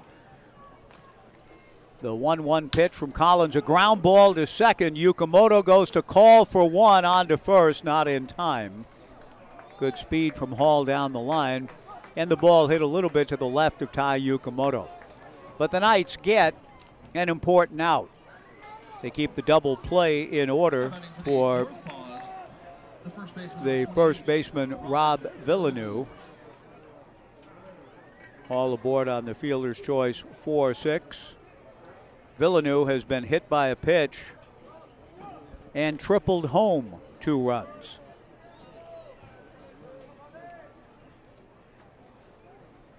Ethan Collins working with his battery mate Anson Arrows. The Knights infield at double play depth. Line to center field, right at J.C. Ing, who makes the catch.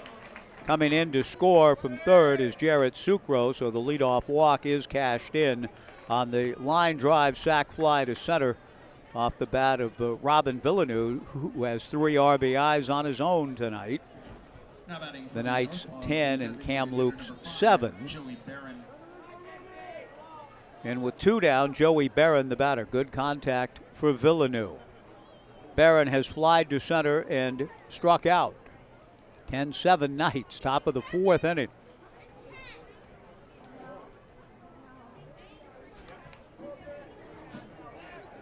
A turn and a throw to first by Ethan Collins. Diving back safely is Jude Hall. Collins and Arrows the battery. Blake Avila at first, Tai Yukamoto at second, Phoenix Call at short, Tyler Quinn at third, Ethan Hott in left, J.C. Ing in center, Sam Stem in right. There goes the runner. The throw from Anson Arrows to Phoenix Call is not in time. Jude Hall is in with a stolen base. Pretty quick transfer on Arrows' part and a good throw to Call, but the pitch was off speed and down, not the easiest pitch to handle. And a stolen base for Hall, giving Kamloops a chance to draw closer with a 2-out hit. 0-1 to Joey Barron, who takes the fastball from Ethan high and away. 1 ball and 1 strike the count.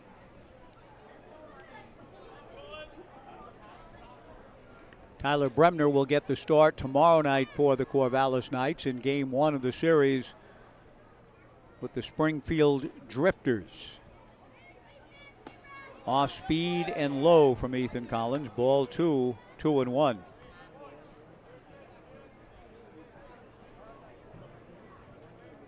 A run in the inning, a leadoff walk. Jared Sucro coming in to score.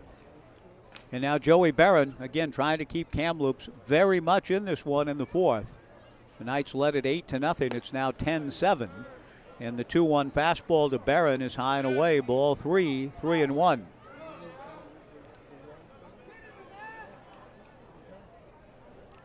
Three balls and a strike to Joey. Drew Giannini, another left-handed hitter on deck. Ethan Collins from the stretch. The 3-1 pitch is outside. Ball 4. And Brook Knight is on his way out to the mound, and it's a tough night for Ethan Collins, just in terms of the command. He struck out the last 2 batters that he faced in the 3rd, and he looked good doing it. And it looked as though he might find himself getting into a groove, but he's walked 3 in the inning. Kamloops has a run on the board, and they'll look for more against a new pitcher coming into the ball game. We'll find out whom here in a moment as Brook gets ready to hand the baseball off as Ethan Collins comes out. We'll see whom Bo Kearns and Brook Knight have called upon here.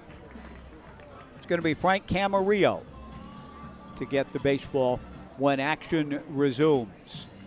Kamloops very much alive in this one after trailing early 8-0. It's now 10-7 Knights with 2 on and 2 out, and Frank Camarillo to face Drew Giannini when we return here in the 4th on the Knights live stream and 1240 Joe Radio.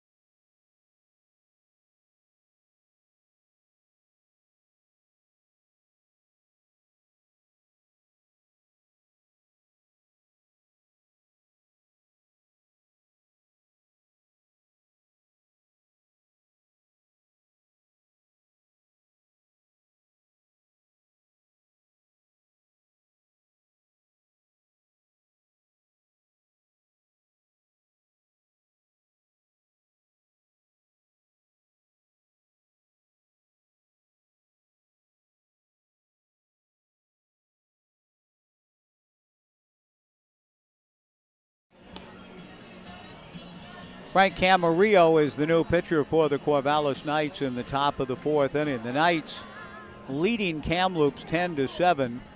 The NorthPaws have scored a run in the inning. They have 2 on and 2 out, and Drew Giannini will come to the plate to face Camarillo.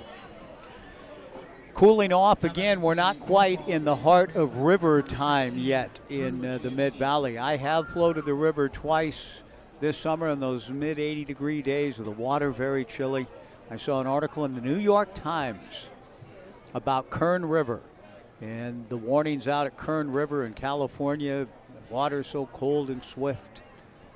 The pitch on the way to the left-hand hitting Drew Giannini, a strike, and the count 0-1. And yes, they reference the great song by the Hag, Kern River. Sweet, sad tale by I'll Never Swim Kern River Again. It's a great one by one of the greats, Merle Haggard. It's in honor of Casey Lavin.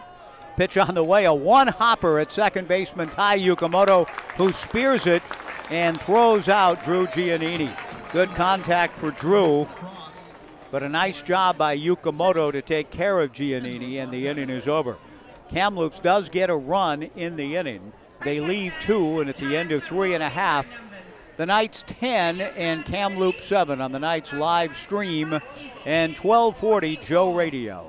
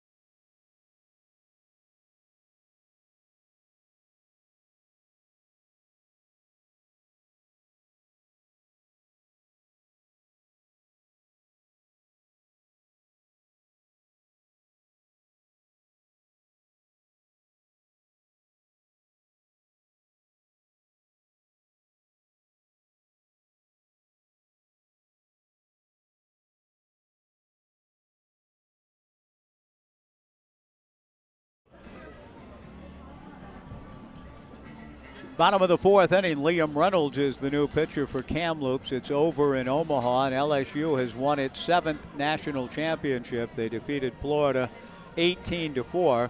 7 national titles, their first since 2009. And no high drama at all, unfortunately. I think a lot of people, I even heard some buzz on the national radio shows today. Driving around town, the sports talk radio shows rarely give, on the national level, time to college baseball, but I heard different shows saying, hey, tonight, yeah, I'm looking forward to that championship game. That may have been the case, but I have a feeling that as the game got out of hand, channels were being switched off onto something else. An 18-4 game will do that to you. But congratulations to LSU. Their 7th national title. That's the most other than USC, with 12 in college baseball history. The Knights with 6 straight West Coast League championships and 9 titles overall in this summer league.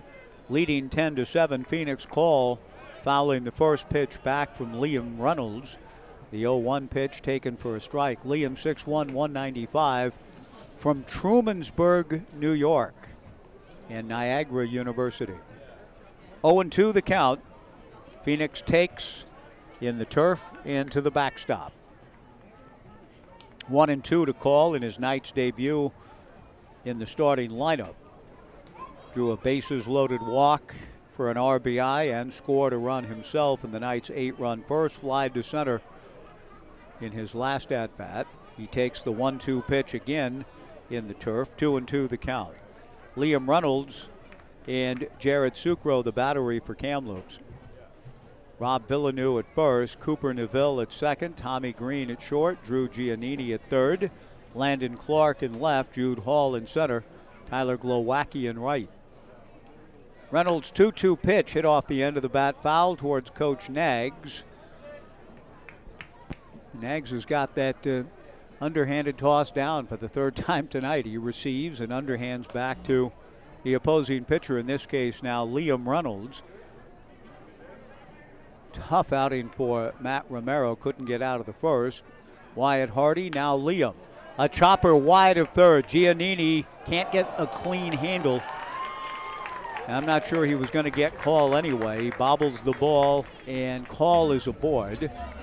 And that's a decision now for Brooks Hatch, and an error will be charged. Call can run and run well.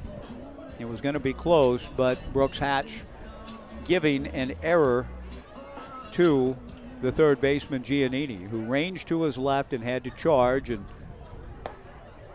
trying to transfer the ball from the webbing of his glove, couldn't find the handle. Ty Yukamoto, the batter. Ty takes ball 1-0 as the wind's really beginning to whip up and blow out. And keep reminding me, I said I've always got to bring a blanket. You've heard me say I keep forgetting to, and I shan't never again because it's cold again. The pitch to Yukamoto, a pop-up at short. Tommy Green grabs it, one away. And I'm just looking around at all of the folks around, people standing, putting their jackets on, down below, blankets coming out. I have a sweatshirt, that Nightlife sweatshirt, circa 2018, I think, in Knights merch. But it was warm enough earlier today to say, I don't need the blanket. Didn't bring it. It's sitting back in the car, doing me no good whatsoever. If it were here, it would be wrapped around me. There goes Phoenix Call. The pitch is a strike. The throw to second, not nearly in time. Call with the stolen base. And another stolen base presented by Papay Material Handling and All Pro Property Services, making a contribution to Community Outreach Inc. A good jump by Call. He gets the bag easily. J.C. Ing looking for the run batted in. Takes the strike one pitch in there for strike two. J.C. has singled and scored. Had an RBI single, both of those in the first inning, and walked and scored last inning. Responding well to his move into the top spot in the batting order for the Knights. The strike two pitch with Call going to third is slap foul into the Jack Riley concourse on the left side. The count remains no balls and 2 strikes to J.C. Ing. Tyler Quinn on deck.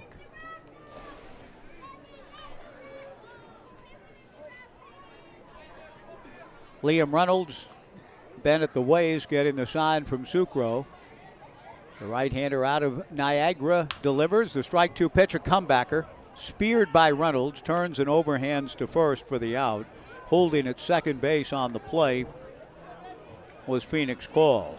2 down. Tyler Quinn, the batter. Tyler hammered a 2-run home run in the first. Later in the inning, had a sacrifice fly.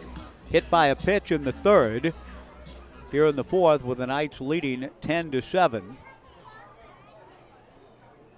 Has an opportunity for his fourth. Run batted in. He lines it to left field. Base hit. Brooke Knight is waving Phoenix Call around. The relay to the plate. And stepping on the plate is Call safely. He's in, and the Knights lead it 11-7. The relay from Tommy Green pulling Sucro a little bit off the bag. Call went in standing up. Kind of had to do a little tap dance to find the plate, and did. And a 4 RBI game for Tyler Quinn. And the Knights with an 11-7 advantage. Call can really run, and that is part of why Brooke Knight sent him. The ball got to the left fielder, Landon Clark, in a hurry. Now the pitch to Sam Stem is stroked to center, base hit. Tyler Quinn will stop at second. Jude Hall gets the ball back in. Anson Arrows, the hitter, with runners at first and second, and 2 down. The Knights with 8 in the first, 2 last inning, have picked up a run here in the fourth and lead it 11-7. Arrows homered and walked with the bases loaded in the first inning. Had an RBI ground out in the third.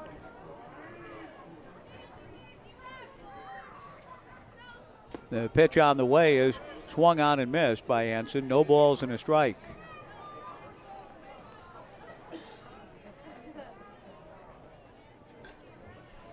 Anson looking for his fourth run batted in of the night here. Tyler Quinn with 4, getting his lead from first base. Or from second, pardon me, with Sam Stem at first. Arrows takes low and inside, ball 1, 1-1.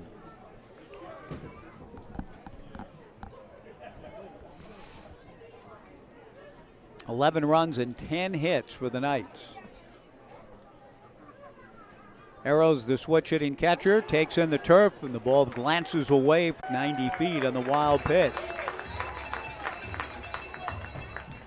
Tyler Quinn to third, Sam Stem to second. Arrows with a base hit would have himself a 5 RBI night. He has the count his way, 2-1. 11-7 Knights, bottom of the fourth inning. Liam Reynolds steps back of the rubber, keeping an eye on Stem out at second base.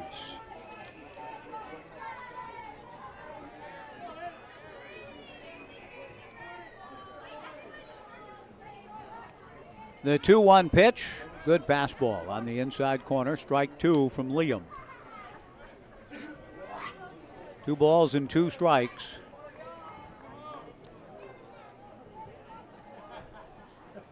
Left-hander Liam Reynolds,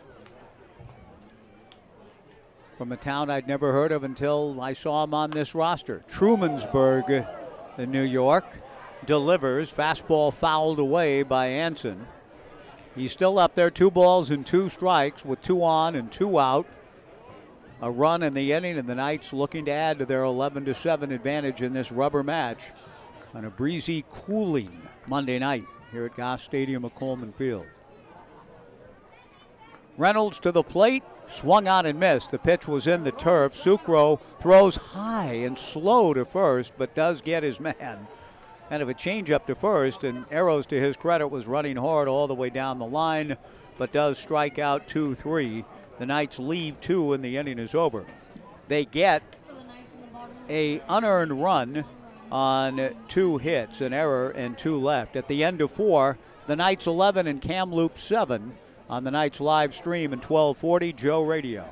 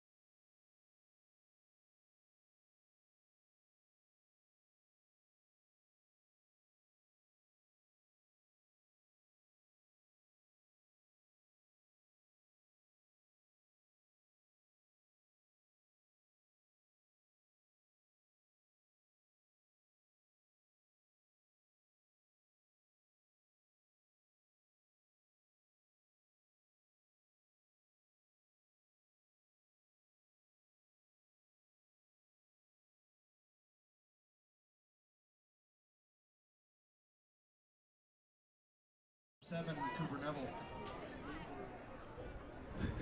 Cooper Neville will be the batter. Head coach Keith Francis taking his time getting over to the third base box when both Camarillo and Neville were ready to go. Neville takes a first pitch strike, but Camarillo was about ready to wind and deliver, and Keith, an assistant at Pima in Tucson, wasn't quite at his post. He's there now, and now we carry on. The strike one pitch, a slow roller up along first. Arrows out of the box, shovels to the first baseman, Blake Avila, for the out. One away.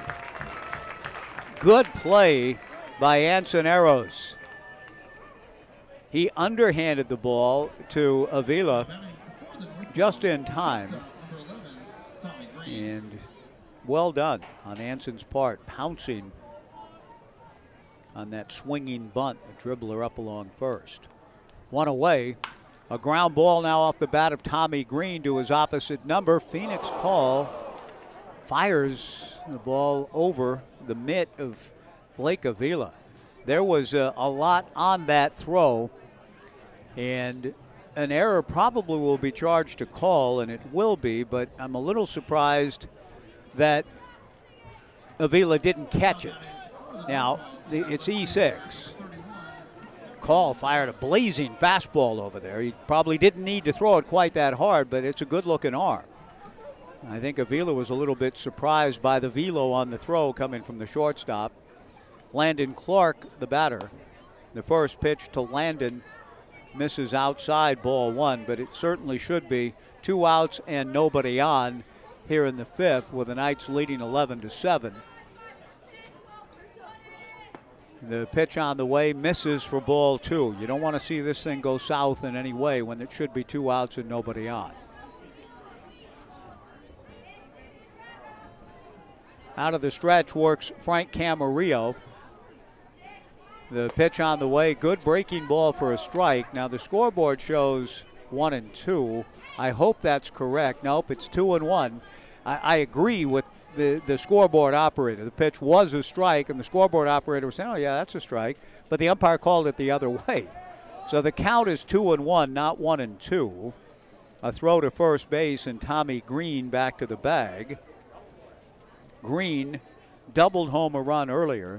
Gets a board on an error here in the fifth. The Knights leading 11-7. Swung on and missed. There goes Green, and the throw goes into center field. Green will hold at second, so no error. Tommy Green picking up the stolen base. A strikeout on the off-speed pitch to Landon Clark. 2 down. Now, pardon me, I was looking at the scoreboard. Now the count is 3-2 to the hitter Landon Clark. A stolen base for Green. 3-2 the count, meanwhile, to Landon. And now time called, or 2-2. I'm sorry, just way too much reliance on my part on the scoreboard when I was the one correcting the scoreboard earlier. Now I think we're all back on the same page. 2 balls and 2 strikes with 1 out. And after Anson Arrows goes out for a visit with Frank Camarillo, perhaps changing the signs up a little bit with the newly arrived runner Tommy Green at second. Camarillo again ready to go. The 2-2 pitch is up and in, ball 3.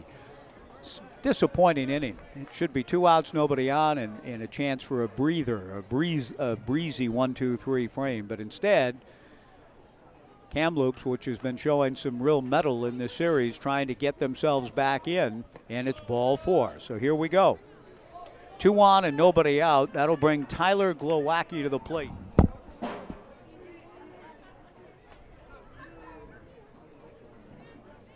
Now batting for the NorthPaws, the catcher, number 1, Jared Sucro. Now Jared Sucro, the hitter, in an inning that began promisingly and now a threat for Kamloops. 2 on and 1 out. Camarillo's first pitch missing down and away, ball 1, 1-0.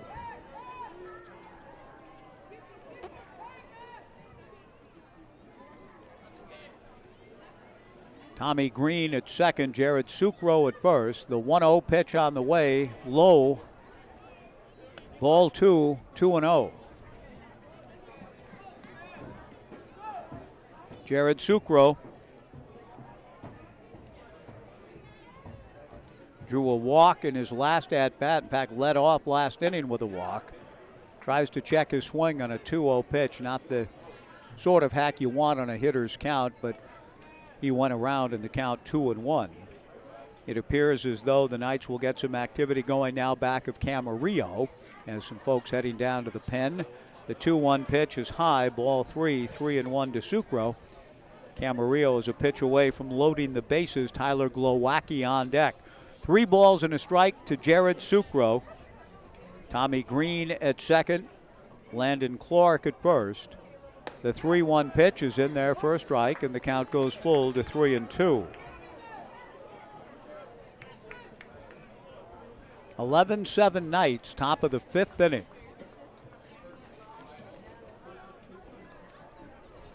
Camarillo comes set. Frank's 3-2 pitch. Pop foul into Urchin Alley to the right. About a half moon, I just noticed, looking over my right shoulder and into the sky. Partly cloudy, cool, breezy evening, and a half moon looking up in the southwest sky over Goss Stadium at Coleman Field. Another 3-2 pitch coming. The runner goes from second. A tapper up along third. Tough play for Tyler Quinn, but he makes it. A bare hand grab and throw to first to get Sucro. Excellent play. 2 down.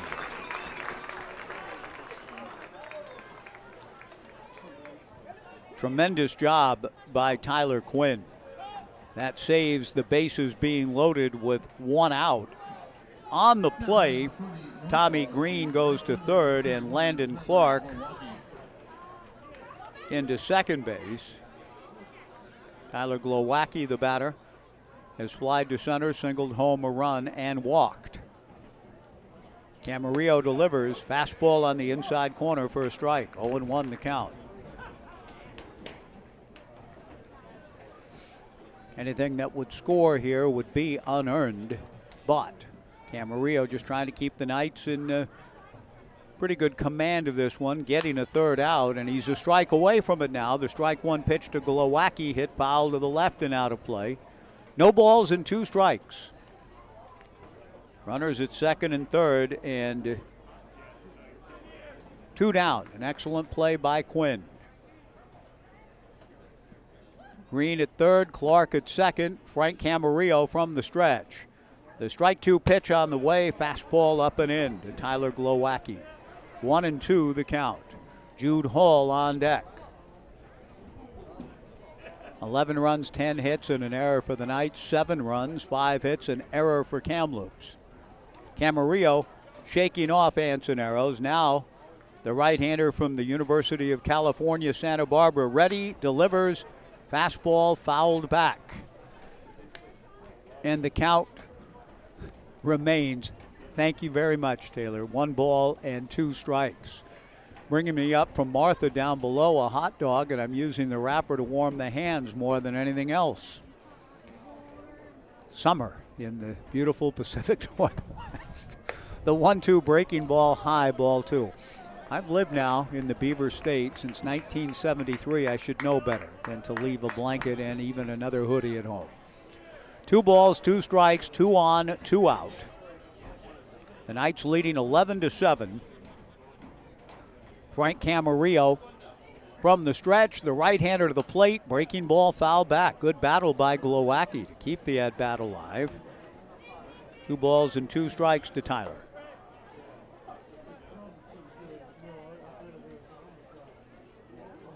Glowacki hit 194 at San Diego State this past spring. The left-hand hitter awaiting Camarillo with another 2-2 pitch coming. 2 men in scoring position. Fastball high. Ball 3, 3-2.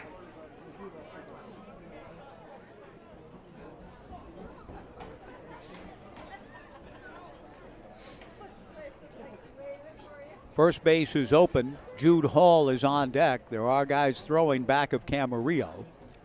The 3-2 pitch pounded foul at the plate. The count remains 3-2.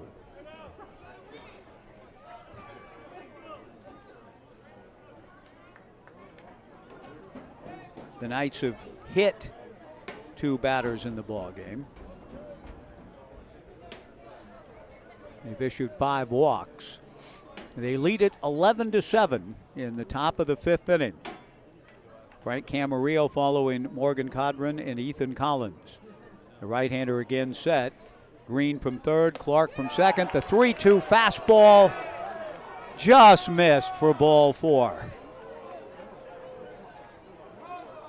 On appeal, the base umpire says no swing, but I thought the pitch was a strike based on the earlier precedent. He called a strike in the exact same spot earlier in the at-bat. But a good job by Glowacki to draw ball 4 from an 0-2 count. That loads the bases. The tying run at the plate, Jude Hall. 1 for 3 on the evening. 11-7 Knights in the 5th. The first pitch bounces. Good job by Arrows. 1 ball and no strikes to Jude. Jude 1 for 3, singled home a run and scored a run in the second. This ball game just refuses to settle down, right? 11-7 in the 5th. Camarillo back to the plate. Good pass ball for a strike, and the count 1-1. And it had the look. In fact, this is what happens in baseball. It's such an exacting game. You had 2 outs and nobody on if you just play catch. Now the bases loaded and 2 out. The 1-1 pitch swung on and hit foul to the left and out of play. 1-2 the count. This inning a long time ago had the look of 2 outs and nobody on, but an error keeping the door wide open for Kamloops. And to the NorthPaws' credit, they have taken advantage in terms of putting the pressure on. They haven't scored. It took a very good play by Tyler Quinn at third, charging and barehanding the ball to get an out on Sucro to keep the pressure from mounting even more. But as it is, Camarillo is a strike away from getting through it with a 0 on the board. The NorthPaws with the bases loaded and 2 down. 1 ball and 2 strikes to Jude Hall. Rob Villeneuve on deck. Camarillo's 1-2 pitch misses high and away. 2-2 the count.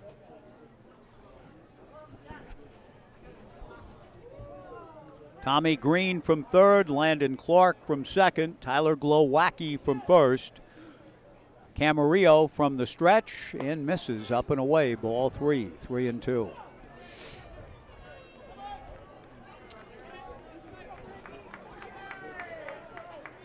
The runners will go on the pitch. Tommy Green bowing way out in foul territory from third. Clark from second. They go. The 3-2 pitch, a ground ball to shallow right.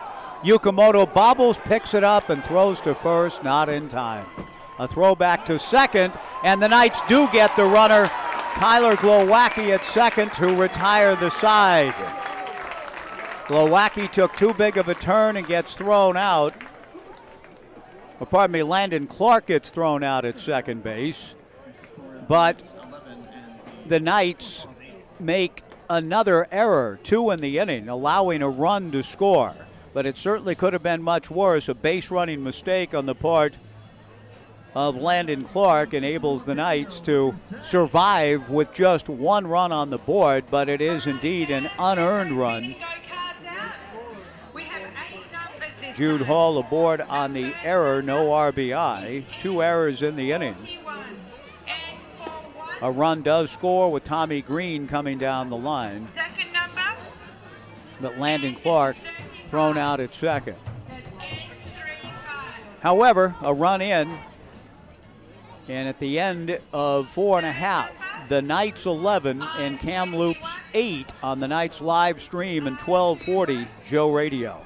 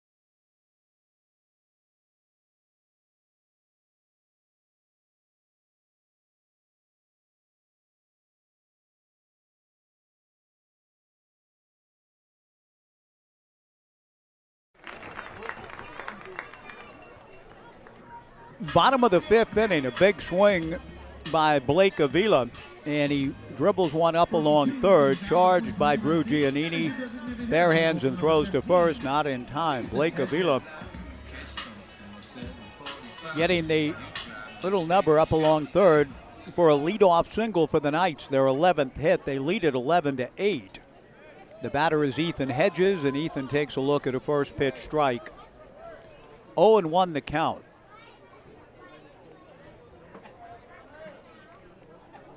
Avila gets his lead held on by Rob Villeneuve. Draws a throw and gets back. First Alternative Co-op is your community-owned grocery store, providing fresh, local, and organic groceries since 1970. The Co-op makes it easy for you and your family to buy local and eat healthy. 0-1 the count to Ethan Hedges. Fastball up and in. Stop by the First Alternative Co-op Deli. A great selection there. You can enjoy their fresh brewed coffee, house-made pastries, a delicious salad bar, and much more. Everyone is welcome at First Alternative Co-op. The 1-1 pitch sprayed foul to the right above the Omaha room and out of play. 1 ball and 2 strikes the count in the bottom of the 5th inning. In this Corvallis Clinic Foundation Project Her Bingo Night at the ballpark. The 1-2 pitch swung on and missed by Ethan Hedges. Strike 3, 1 away. Ethan Hott, the batter.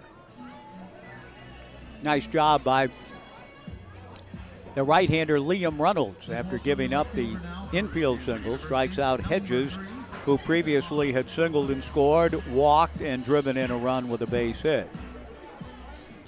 Ethan Hott has walked and scored, struck out, and lined out. Bottom of the 5th, 11-8 Knights. Throw to first base. Villeneuve goes down to get it.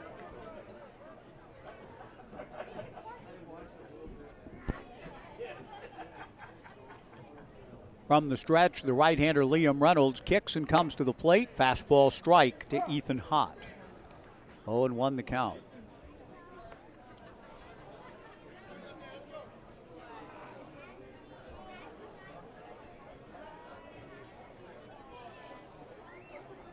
Reynolds looks over at Avila, comes to the plate, popped up down the right field side in foul territory. A long run for Villeneuve away from the plate. Reaches out to try to snatch a little pop-up with the webbing of his mitt. Not quite able to catch up to it, but a good effort by Villeneuve. No balls and 2 strikes. Somebody's going home with $235, but we're still looking for a double bingo winner. So keep playing. Yeah, the bingo winner, there's been one at least. $235 winner.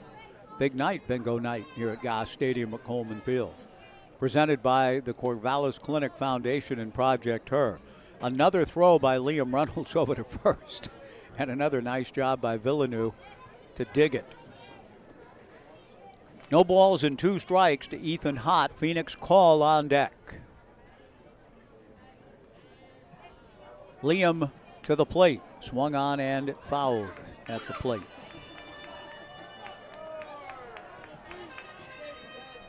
Ethan hanging in, no balls and 2 strikes.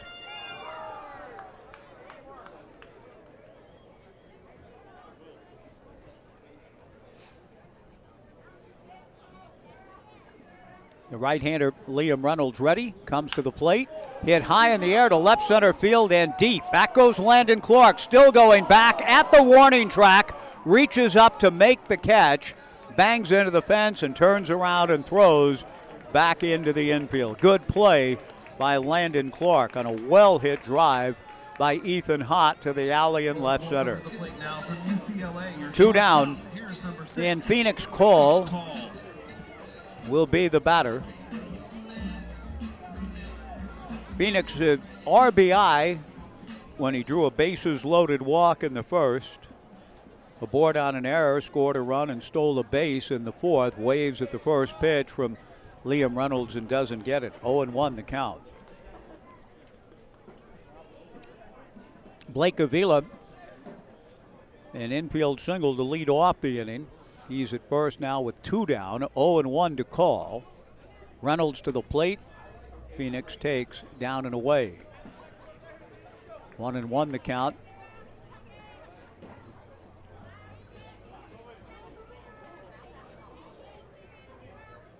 Phoenix back in.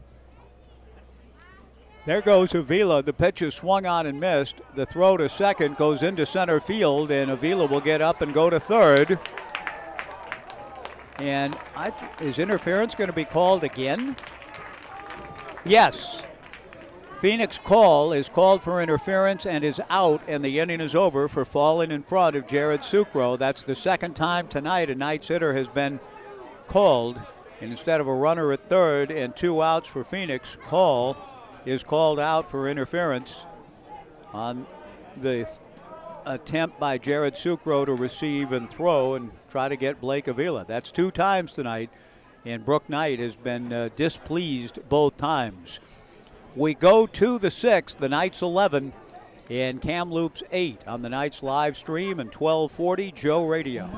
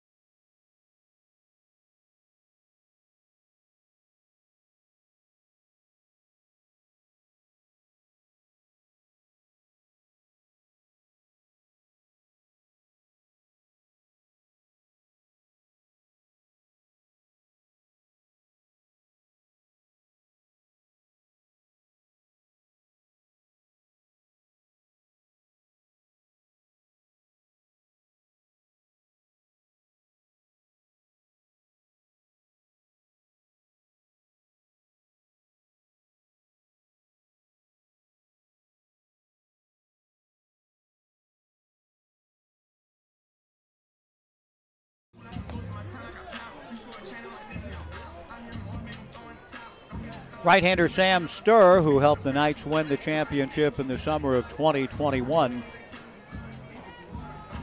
is the Knights' new pitcher tonight here in the top of the 6th inning. With the Knights leading Kamloops 11-8. Sam following Morgan Codron, Ethan Collins, and Frank Camarillo allowing an unearned run last inning. And now Sam trying to make his way all the way back into the Oregon State good graces and pitching rotation. Starter, long reliever, a guy that I know that Rich Dorman's excited about to see his development this summer. An important summer for Sam in that respect. He'll be making just his second appearance. He's worked 1/3 of an inning. He gave up 3 runs, one of which was earned. He walked 2, so his control was a bit of an issue in his only other outing.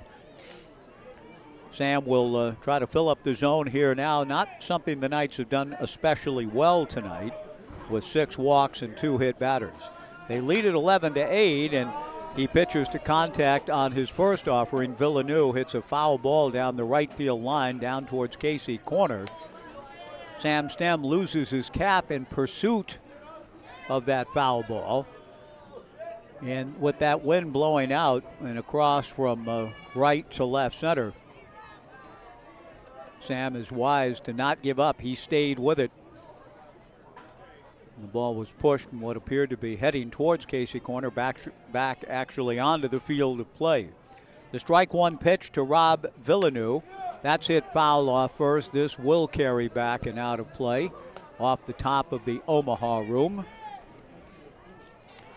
No balls and 2 strikes to Villeneuve. Hit by a pitch in the first, tripled home 2 runs in the second, had a sacrifice fly in the fourth. We're in the 6th. 11-8 Knights in this rubber match. Sturr's breaking ball way outside. 1 ball and 2 strikes to count. A bit of a rivalry series battery going on here now. Sam Sturr working with Anson Arrows, University of Oregon bound. Sam peering in to Anson. Now the right-hander ready, and the 1-2 pitch. Fastball hit foul again. Villeneuve keeping the at-bat alive. The Knights in Springfield here tomorrow night. 6:35 here at Goss Stadium at Coleman Field, a 6:20 pregame. Sam Sturr trying to find the finisher on Villeneuve. Misses with the slider away. 2 balls and 2 strikes the count. A 3-game series with the Drifters, like the Knights, chasing Ridgefield. The pitch is pounded foul at the plate. Villeneuve doing a nice job battling Sturr to keep the count. 2 balls and 2 strikes. Tomorrow night, mascot night and 2 Towns Tuesday. We'll see a lot of the mascots from teams and programs around the Beaver State, presented by Hotel Corvallis and 2 Towns Cider House. 2 balls and 2 strikes. Another 2-2 pitch coming, and it's lined to left field, base hit. That's a nice at-bat for Villeneuve. He just kept battling and fouling off pitches and eventually got a slider that he was able to handle and turn on and whack to left for a leadoff single here in the top of the 6th. Joey Barron, the batter.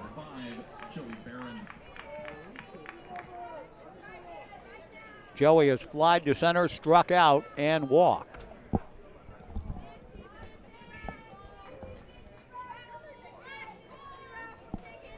Sturr looks over at first, comes to the plate, misses the throw to first, not in time. Anson Arrows with a back pick attempt on Villeneuve. Good throw by Arrows. He's quick. Transfers the ball quickly and just about nailed Villeneuve, who scrambled back just under the tag attempt of Blake Avila. 1-0 to Joey Barron, top of the 6th inning, 11-8 Knights on a breezy, cooling night here in Corvallis. The 1-0 pitch, swung on and missed. The ball goes off the mid of Anson Arrows, and that'll be another pass ball, I think, on Anson. Arrows says something to the home plate umpire, Jim Courtney. I don't know if he thought it might have been a foul tip or something, I'm not sure. But Villeneuve is into second on what I presume will be the second pass ball of the evening against Arrows. Joey Barron, meanwhile, with a count of 1-1, an opportunity for the NorthPaws to draw closer. The 1-1 fastball just outside, ball 2, 2-1 to Joey.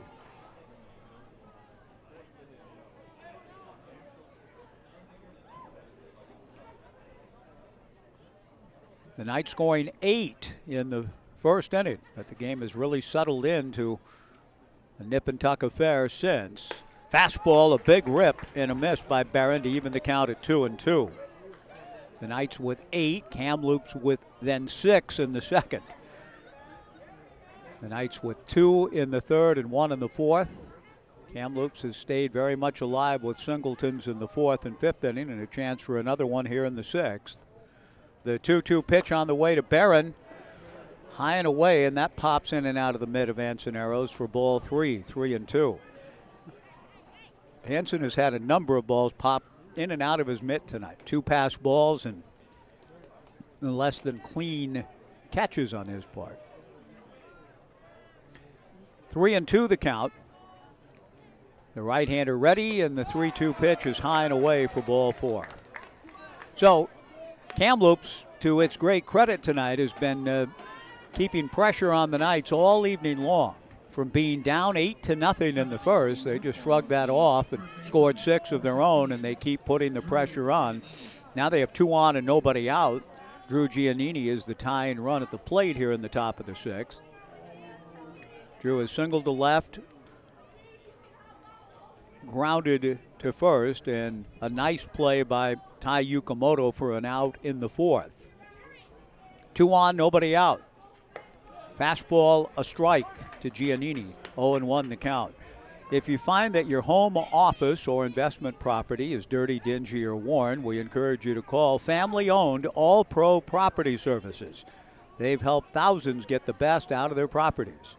From investment renovations, facility services, housekeeping, and move-out cleans, All Pro has the bases covered. Visit allproproperty.net for more information. The pitch to Giannini misses low and away. 1-1 the count. Top of the sixth, 11-8, but there has been no sense of ease sitting back on one's lees during the course of this one tonight. 2 on, nobody out. Giannini bunts. Charging is Tyler Quinn. He picks it up and throws a strike to Blake Avila. I think Giannini was bunting for a hit, but he'll be credited with a sacrifice for moving the runners up 90 feet. 1 away. Cooper Neville, the batter. Cooper has bounced into a fielder's choice, walked, and hit a little nubber up along first. Last inning that Ansoneros pounced on and made a very good play on. The pitch on the way to Cooper. A ground ball to Blake Avila's right. Blake fields and takes it to the bag himself. On the play, Villeneuve comes down the line to score. Into third base goes Joey Barron. But that's a exchange the Knights will take, even though it does draw Kamloops to within 2 runs.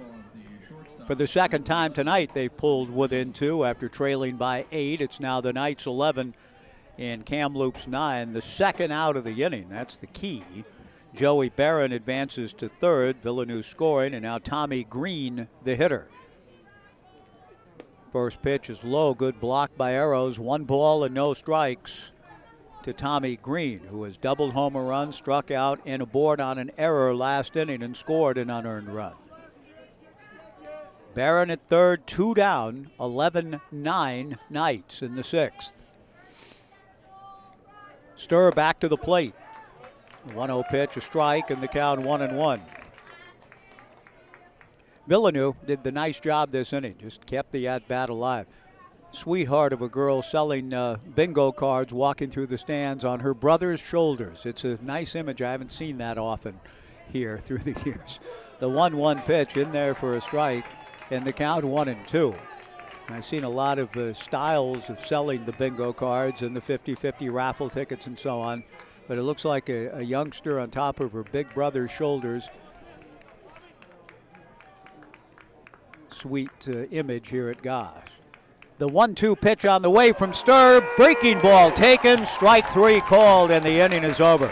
Sam Sturr stirring it up, snapping off an excellent slider to end the 6th.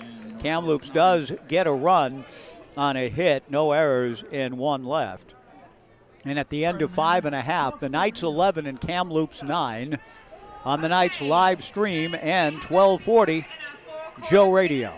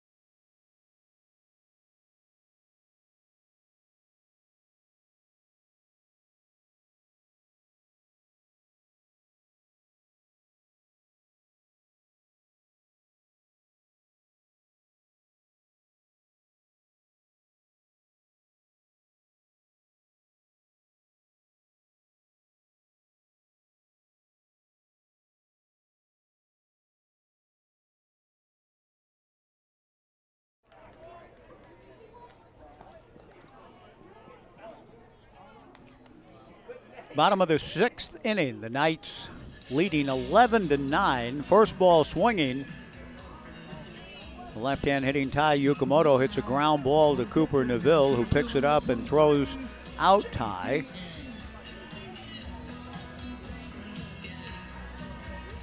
One away, and J.C. Ing the batter. Liam Reynolds to the plate and misses low, ball one, 1-0. A 2-run ball game. The last time Kamloops closed to within 2, the Knights were able to respond and push the lead back out to 4. The pitch to Ing, a fly ball to shallow center. Moving in is Jude Hall to make the catch. Quickly 2 down. The Knights have not pitched quite well enough tonight to keep the Kamloops NorthPaws from climbing back in the game. Free passes, too many of them. But the Knights still have the lead at 11-9, but Kamloops has chipped away at it. The big 6 in the 2nd, and then a run in the 4th, a run in the 5th, a run in the 6th. The pitch to Tyler, who's working on a 4 RBI night, to the backstop. Now swings and fouls one back. 1 ball and 1 strike to Tyler Quinn. A 2-run home run in the 1st, a sacrifice fly in the 1st. And then an RBI single in the 4th. He's also been hit by a pitch, so it's been a good night for Tyler Quinn, offensively and defensively. The 1-1 pitch down and away, ball 2, 2-1. The Knights just hope that they've got enough left to finish this thing off. It's been a bit of an uneven performance after that 8-run first inning. 2 balls and a strike to Tyler, 2 outs, nobody on. Liam Reynolds to the plate, misses outside, ball 3. 3-1 to Tyler Quinn. Sam Stem on deck.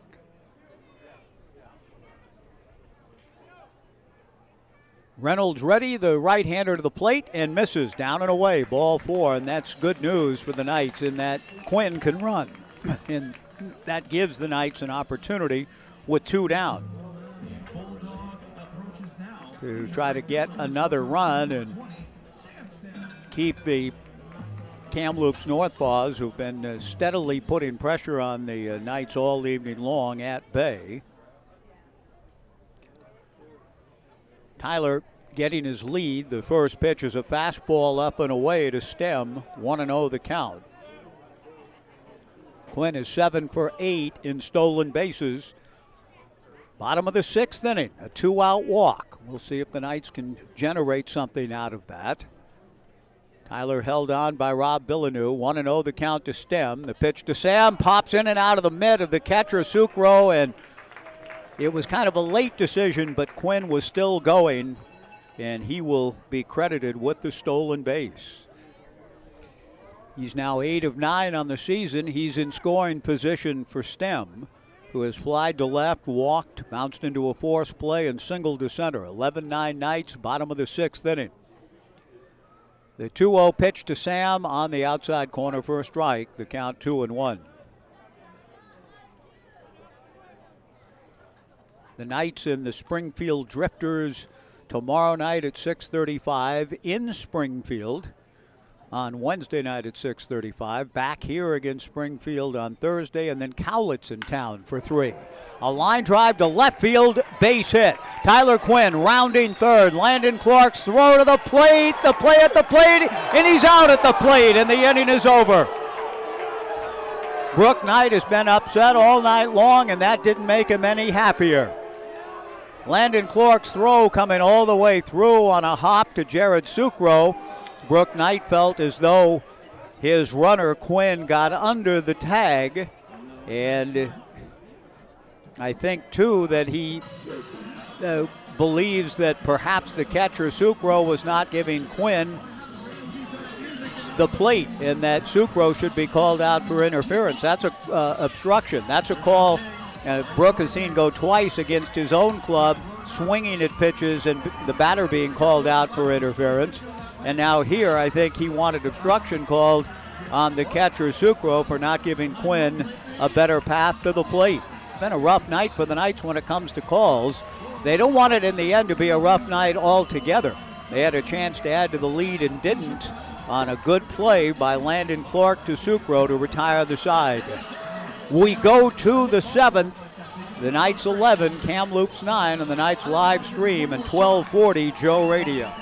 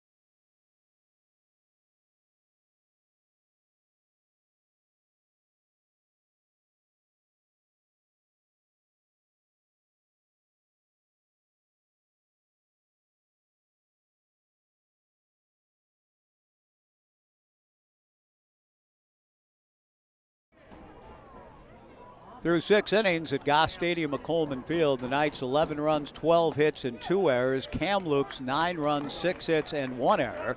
Sam Sturr to the plate in the first pitch here in the top of the 7th inning to Landon Clark. A strike. The 0-1 pitch on the way in the turf. 1 ball and 1 strike the count. Landon Clark, Jared Sucro, and Tyler Glowacki in the 7th. Sturr to the plate. Fouled at the plate by Landon, and the count goes to 1-2. Interesting game, to be sure, and a long one. And just, the big, long start to the game. 8 runs for the Knights in the first, and Kamloops 6 in the second. The 1-2 pitch chased and missed, strike 3. Sam Sturr, who ended the 6th inning with a called 3rd strikeout, gets a swinging strikeout of Landon Clark to open the 7th. 1 away, Jared Sucro, the hitter. But we are still here in the 7th inning, a long way from the finish. And a ball game that has been a little untidy. The pitch to Sucro swung on and missed in the count 0-1. 11 runs, 12 hits for the Knights, 9 runs, 6 hits. Sam Sturr setting a pretty good tempo, delivers the fastball high and inside. 1-1 the count. 7 walks, 2 hit batsmen for the Knights. But through it all, they've jumped out to an 8-run lead, and they've held Kamloops off, but a lot of pressure put on by the NorthPaws since that 8-run first. Breaking ball in the turf. 2 balls and 1 strike the count. The college baseball season officially over tonight. LSU winning the national championship, beating Florida in the rubber match 18-4 in Omaha. Fastball swung on and missed by Sucro in the count 2-2. This is the rubber match between the Knights and Kamloops here in Corvallis. The 2-2 pitch on the way, swung on and tapped foul in front of the Knights dugout.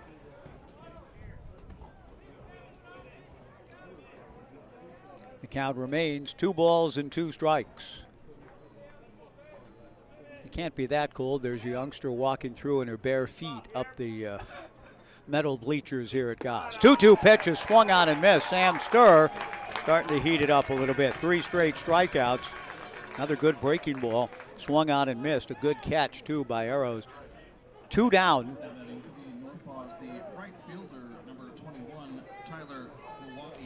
And that brings to the plate Tyler Glowacki, who has flied to center, singled home a run, and walked twice. Sturr delivers. Glowacki fouls it back. No balls and 1 strike the count.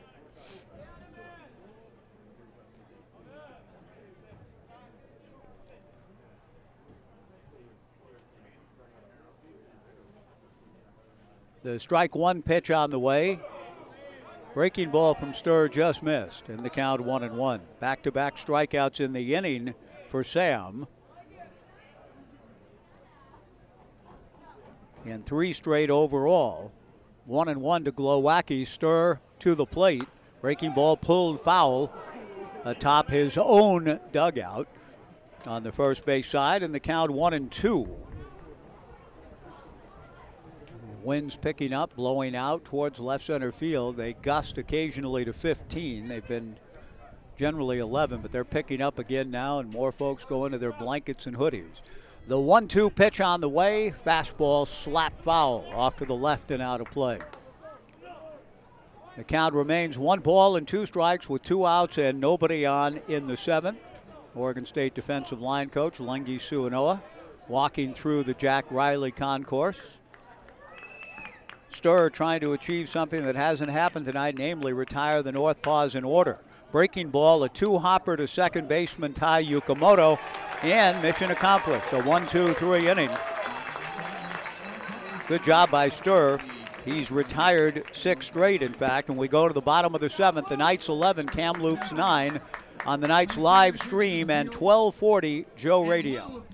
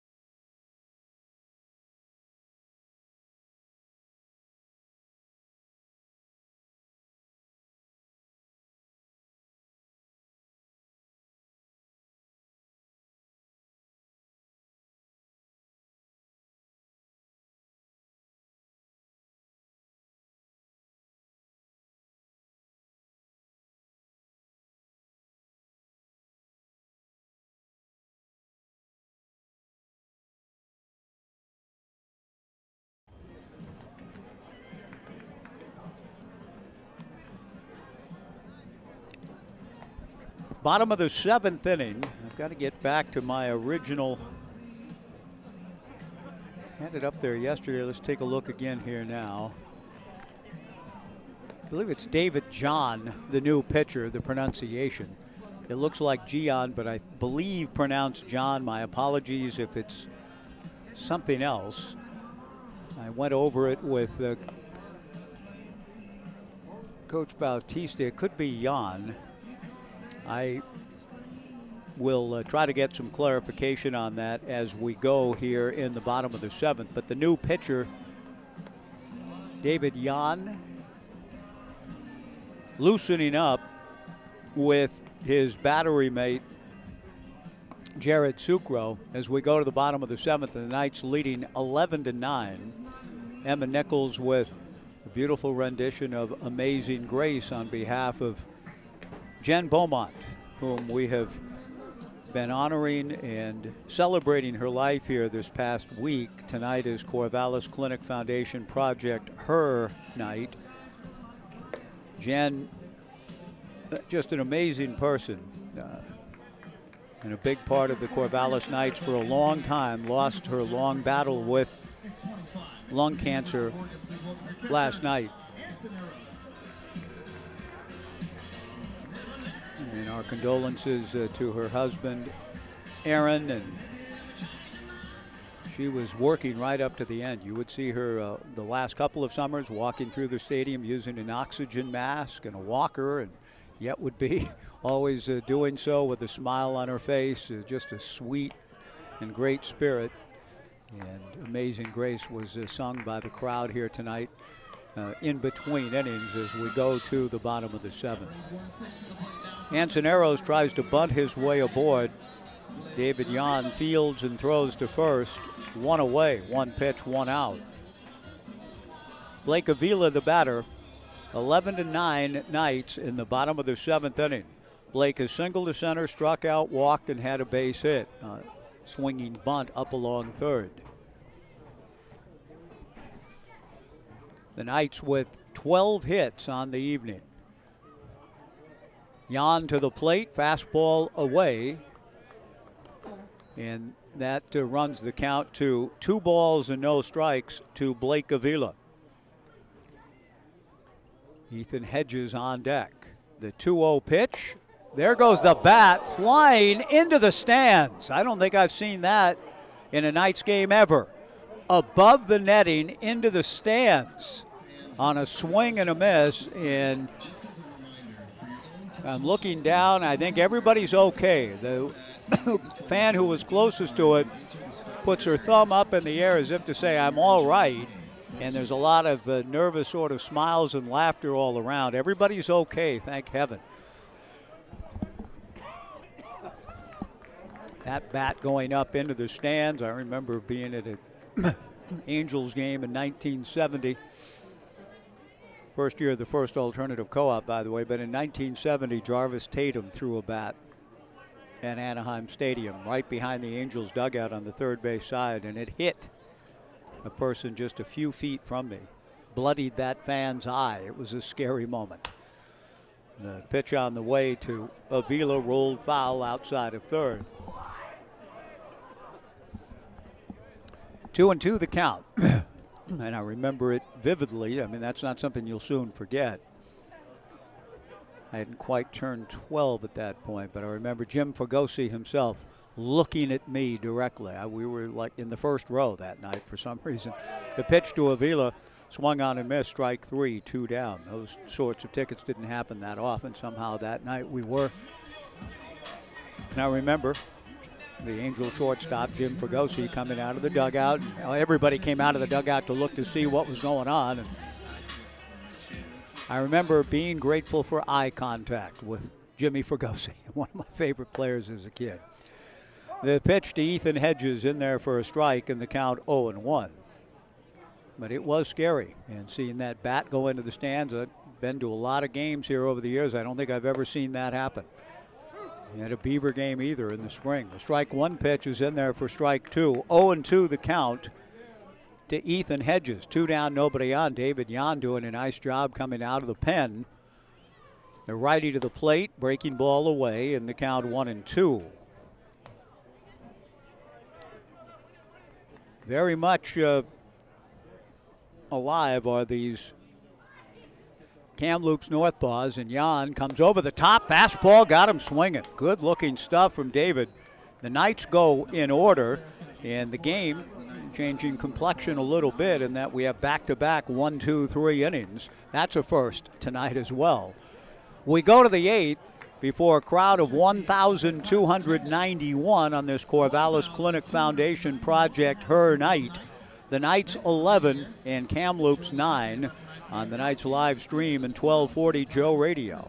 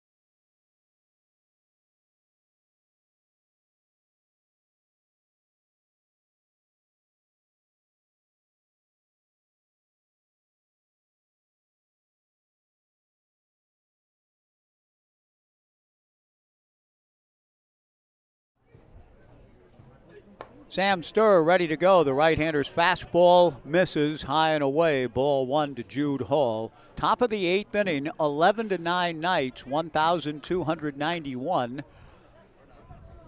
The strike one, 1-0 pitch, a fly ball to left field. Ethan Hott on the move and makes the catch. Nice read by Ethan. It's twilight, and a little later than twilight, but still above the lights, shades of life on the farm for Ethan.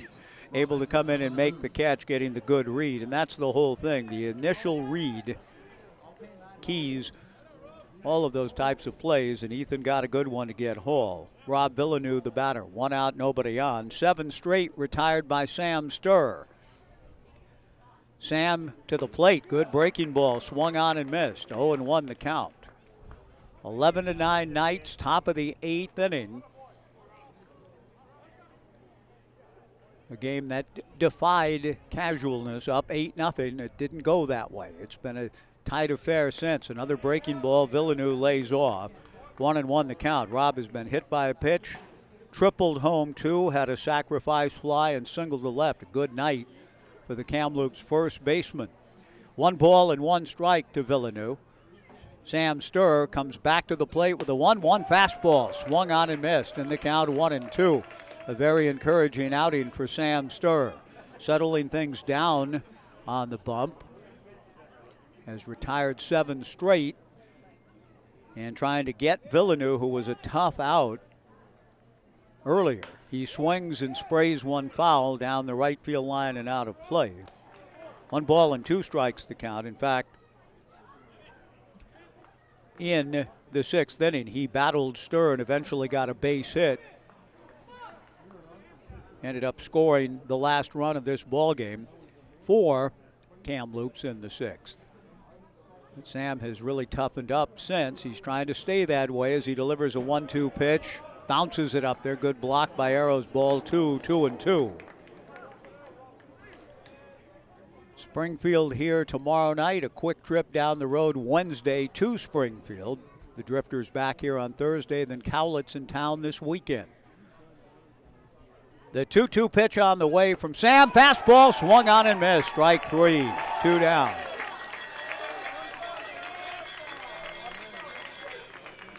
Eight straight retired by Sam Sturr. 4 by strikeout, and Joey Barron, the batter. Barron has flied to center, struck out, and walked in his last 2 plate appearances. In fact, Sam Sturr walking Barron has retired everybody else since then. His first pitch off the mid of Arrows to the backstop. 1 ball and no strikes. Gusty winds blowing out all evening long to left center. They pick up every once in a while up to about 15 miles per hour. 1 ball and no strikes to Barron, a left-handed hitter who swings and chops 1 foul in front of his own dugout, and the count even. 1 ball and 1 strike. Tyler Bremner, the starting pitcher tomorrow for the Knights in the series opener against the Drifters. The 1-1 breaking ball from Sam misses low. Ball 2, 2-1.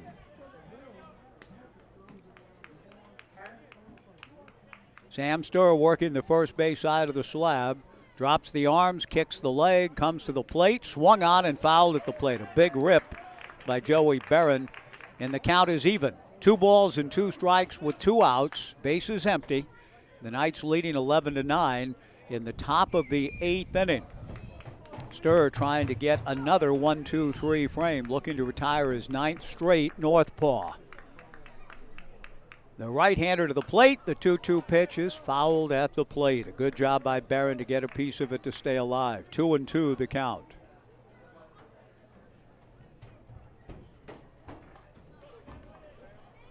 The Knights shifted over a bit, not overloaded completely, but the 5-hole wide open to the left-hand hitting Barron. The 2-2 pitch is fouled to the left and out of play. Shortstop Phoenix Call swung way over to his left. Still on the left side of the diamond, but out on the green. Pretty close to second base. 2 balls, 2 strikes, 2 outs. 11-9 Knights in the 8th. Sturr delivers, breaking ball, Just missed. The home plate umpire, Jim Courtney, indicating that the pitch was away. I'm not so sure. Pretty good looking pitch. 3-2 with 2 down. Sam trying to come back and execute another good one here. The 3-2 pitch on the way, fastball foul back. It remains 3 balls and 2 strikes. Boy, Barron really fortunate to not have been rung up on that good slider from Sturr. Didn't quite make it all the way through the back door. 3-2, 2 down. Sam ready. The 3-2 pitch on the way. Got him swinging with a breaking ball. The pitch was in the turf. The tag applied by Arrows. The inning is over. Sam Sturr has retired 9 straight to create a sense of order and decorum in this one from the hill. We go to the bottom of the 8th inning. The Knights 11 and Kamloops 9 on the Knights live stream and 1240 Joe Radio.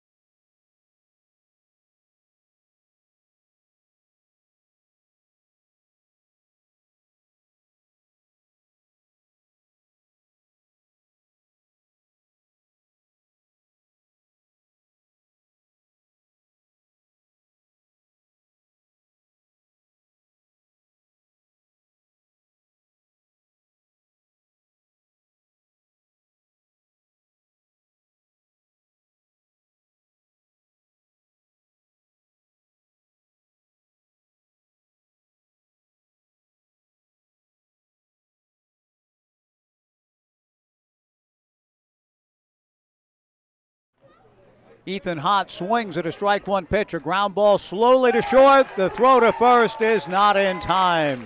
Ethan Hott, an infield single for the Knights, leading off here in the bottom of the 8th inning with the Knights leading 11-9 and would love to pick up a run. Feel a little bit better about the task of going to the 9th, needing 3 outs to win. An infield single for Hott. And that brings to the plate Phoenix Call. The pitch on the way from David Yan misses low, ball 1, 1-0. He drops down a bit by way of third. I believe he's bound for Purdue. His stuff looked very good last inning in retiring the Knights in order, 2 by strikeout. Ethan Hott, an infield single. Now Phoenix Call with a count of 1-0, the hitter. Fastball inside, ball 2, 2-0. Ty Yukamoto on deck. Brooke Knight jacket on this chilly Monday, going through the signs at third. 1,291 our attendance tonight. Ethan Hott, a good runner, held on by Villeneuve.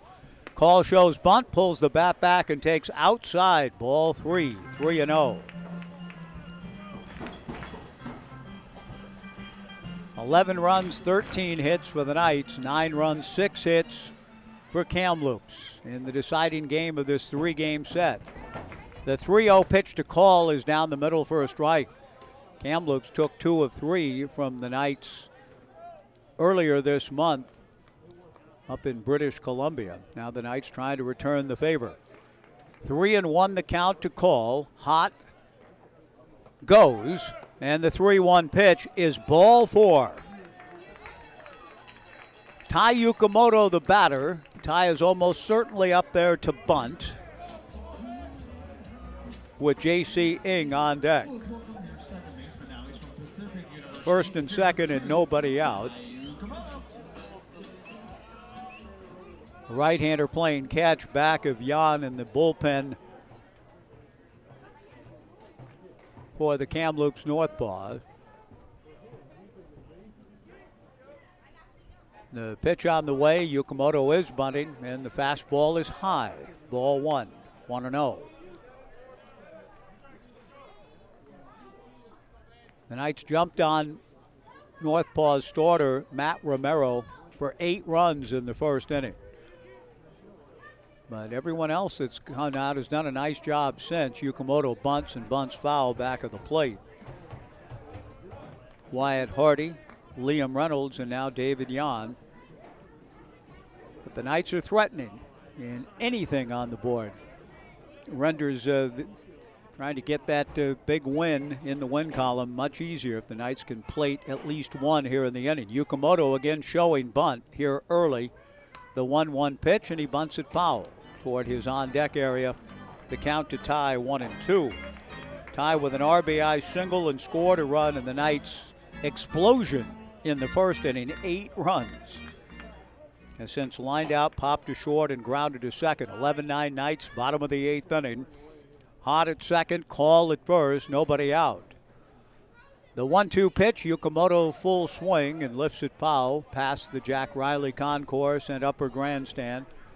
The count remains 1 ball and 2 strikes here in the bottom of the 8th inning.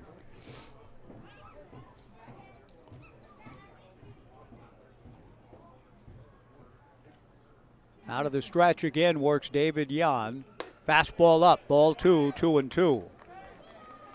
The Les Schwab Litter Patrol kids are doing a great job finding a lot of stuff, and I've got a little bit for you here too, guys. Here you go. Thank you very much. Good work. Good job, you guys. Okay, I'll take that. Thank you. Here you go. The 2-2 pitch on the way. Fastball swung on and missed. Strike 3. That's a big out. Yukamoto not able to get the runners moved. And with 1 gone, J.C. Ng to the plate.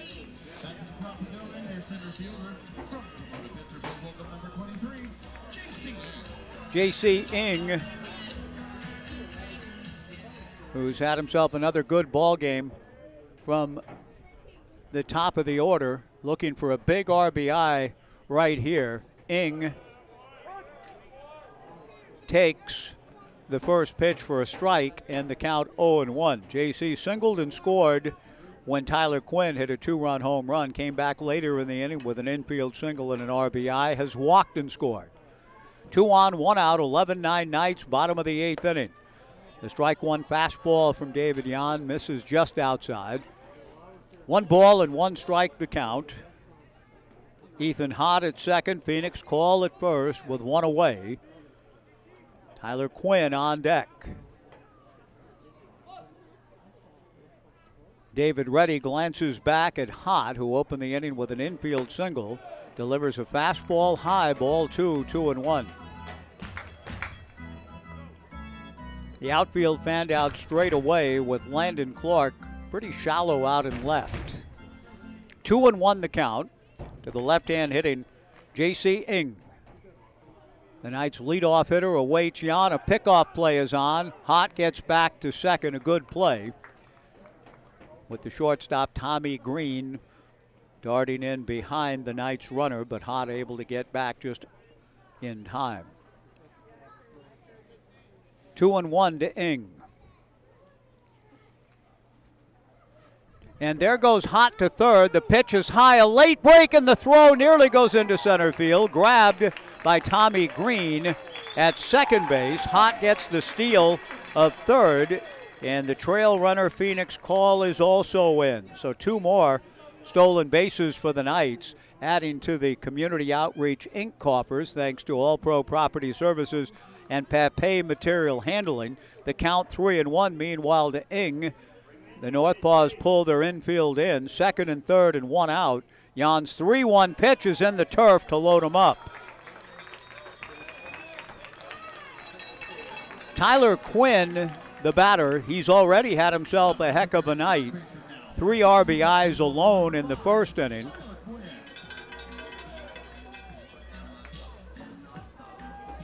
He comes to the plate now.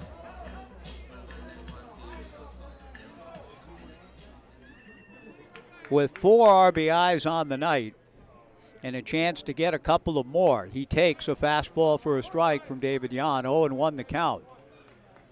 The Knights looking to really separate here and kind of seal the deal. They have a 2-run lead. That's tenuous enough. You're hungry for more. Bottom of the 8th, bases loaded, 1 out. The strike 1 pitch to Quinn, a tapper up along third. The play will be to the plate, and the throw goes by the catcher, Jared Sucro. Ethan Hott scores. Phoenix Call right behind him to score. And the Knights lead it 13-9.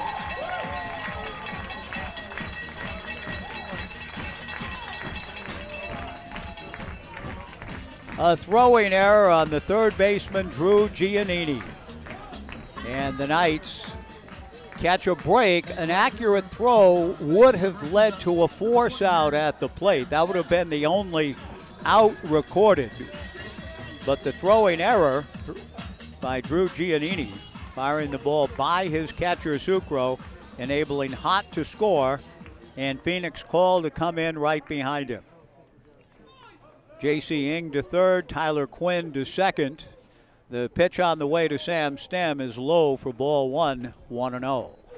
So the Knights get a couple of big runs and have 2 more out there, leading 13-9 in the bottom of the 8th inning.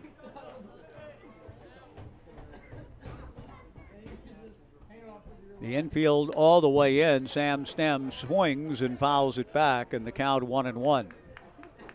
Giannini made the right play, a chopper up along third, but he just a little bit too much on the throw. Hott can run, but kind of a blazer by Jared Sucro. And a pitch on the way to Stem, swung on and missed by Sam, and the count 1-2. Sucro not able to make the catch on the hard throw from Giannini. In fact, it got by him. Phoenix Call able to come right behind Hott to score. 13-9 Knights, infield in for the NorthPaws. The Knights are looking for one more big hit to bust this thing wide open. Up 13-9 in the bottom of the 8th. Springfield here tomorrow night, 6:20 on our live stream pregame. The 1-2 pitch on the way. Sam swings and misses. Strike 3, 2 down. Good bit of work by Jan. Sam Stem not able to get the run home from third with less than 2. Anson Arrows the hitter. Anson homered in the first and drew a bases-loaded walk in the first, an RBI ground out in the third. He has a chance for a 5 RBI night with a 2-out hit. He checks a swing and a fastball high, ball 1. 1 ball and no strikes to Anson. Bottom of the 8th inning, 13-9 Knights. A couple of big runs, giving the Knights some breathing room going to the top of the 9th inning. The 1-0 pitch to Anson is outside, ball 2. Blake Avila, the on-deck hitter. 2 balls and no strikes the count to Anson Arrows. Ing at third, Quinn at second. David Yan delivers outside, ball 3, 3-0. David is a pitch away from reloading the bases.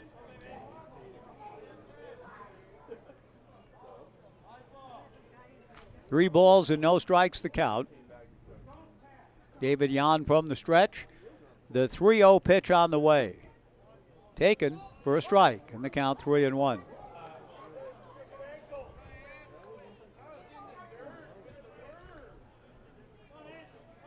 J.C. Ing walking down the line from third. Tyler Quinn from second.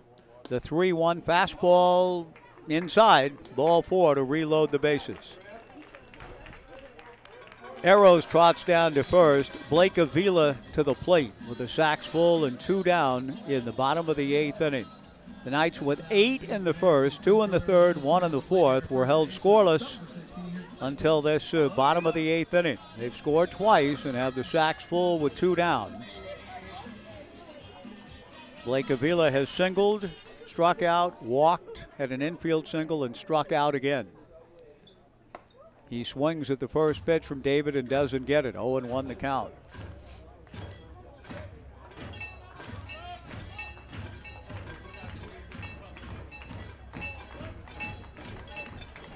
Ing from third, Quinn from second, Arrows from first. The strike one pitch misses outside to Blake Avila. 1 ball and 1 strike the count.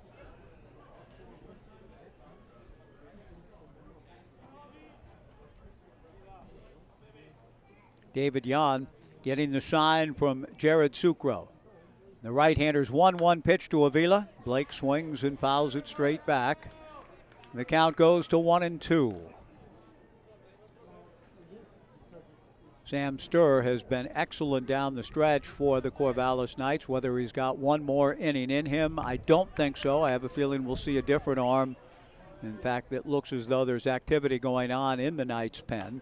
The pitch to Avila, tapped foul at the plate, and the count remains 1-2 to Blake.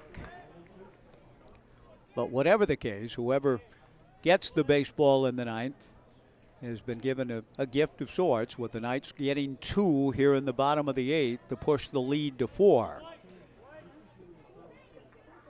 And now Blake Avila trying to further separate here in the bottom of the 9th. Bases loaded, 2 down. The 1-2 breaking ball just missed. And the count is even. 2 balls and 2 strikes. Pretty good looking pitch from David Yan, but didn't quite get the corner. And Avila still up there, 2-2. The long homestand continues tomorrow night. Trip to Springfield Wednesday, and then 3 more. Avila pops one up in foul territory. Coming down the line is the third baseman in foul grounds, Drew Giannini, to make the catch. The inning is over. But the Knights get 2 big runs. We go to the top of the 9th. The Knights 13 and Kamloops 9 on the Knights live stream and 1240 Joe Radio.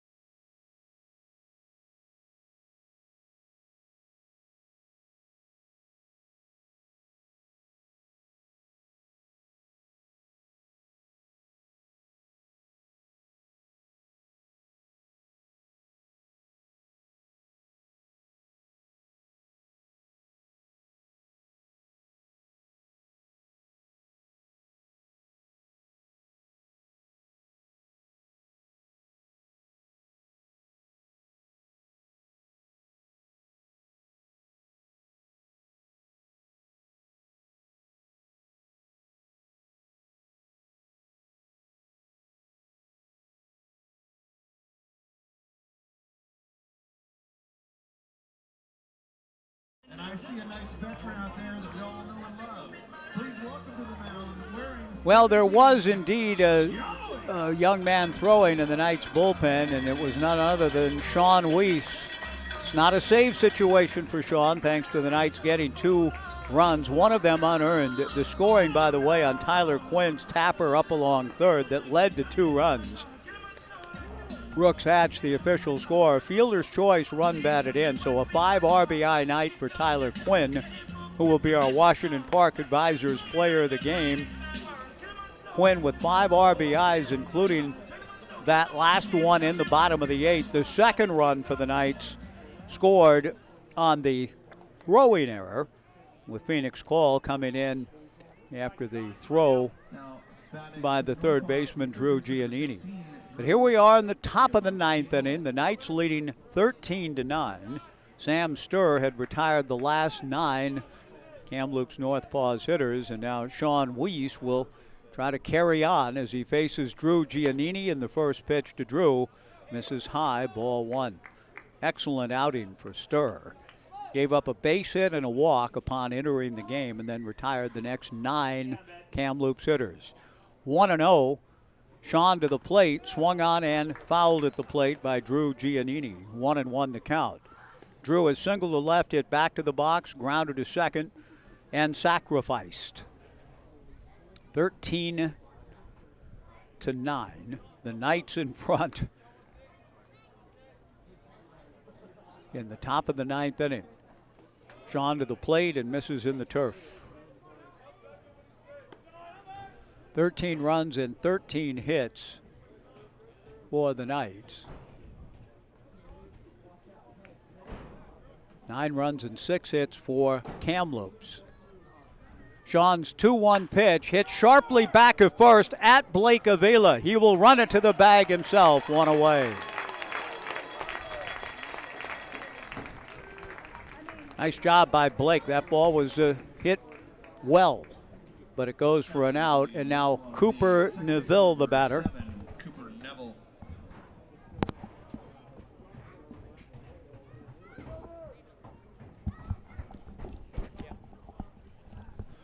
Cooper Neville, the batter, just confirming Tyler Quinn is our Washington Park Advisors player of the game. It'll be announced officially here shortly.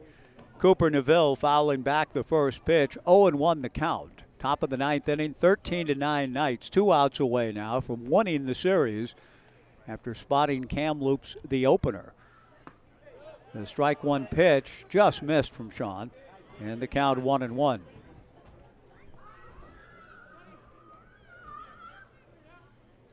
Sean working out of the stretch. His folks not here tonight. It is a rare miss for Casey and Amy. Pitch missing high ball too, and Gary and Sylvia for that matter. We miss you, but hope you're watching and look forward to seeing you again soon. I don't know how to carry on without you guys to my left. The 2-1 pitch on the way. Fastball from Sean, swung on and missed. And the count 2 balls and 2 strikes. Bring blankets tomorrow, Amy. That's about all I can say. And I'll borrow one from you. The 2-2 pitch from Sean, fastball high, ball 3, 3-2. I take a look at our weather, and I think it seems ridiculous to me that supposedly still 63 degrees. It ain't 63. The 3-2 pitch, fastball high and inside, ball 4. A 1-out walk. Cooper Neville drawing the free pass, and Tommy Green will be the hitter. Now batting for the NorthPaws, the shortstop, number 11, Tommy Green. 16-mile-per-hour winds, 61 degrees, she says here. It says the feel is 59. Yeah, I get it. The first pitch from Sean, good fastball on the inside corner to Tommy Green. No balls and a strike. Knights infield at double play depth. Sean, as always, sets a good tempo, the lefty to the plate. The strike one pitch hit high in the air and deep to left field. Back goes Ethan Hott to the fence, and it's gone. A 2-run home run for Tommy Green, and those 2 runs looming gigantic that the Knights picked up in the bottom of the 8th. A 2-run homer makes it the Knights 13 and Kamloops 11. And it is the 3rd time tonight, to Kamloops' everlasting credit, that they have closed to within 2 runs.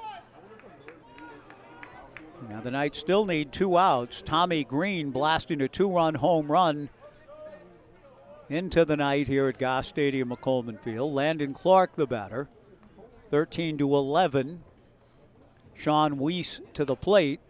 Fastball foul back, no balls and a strike. The crowd has thinned considerably on this long, chilly Monday night affair. 1,291 our official attendance tonight. 13-11 Knights. The strike one pitch misses away, and the count 1-1. Sam Sturr and Sean had combined to retire 10 straight before the walk to Neville, and Tommy Green with a 2-run home run.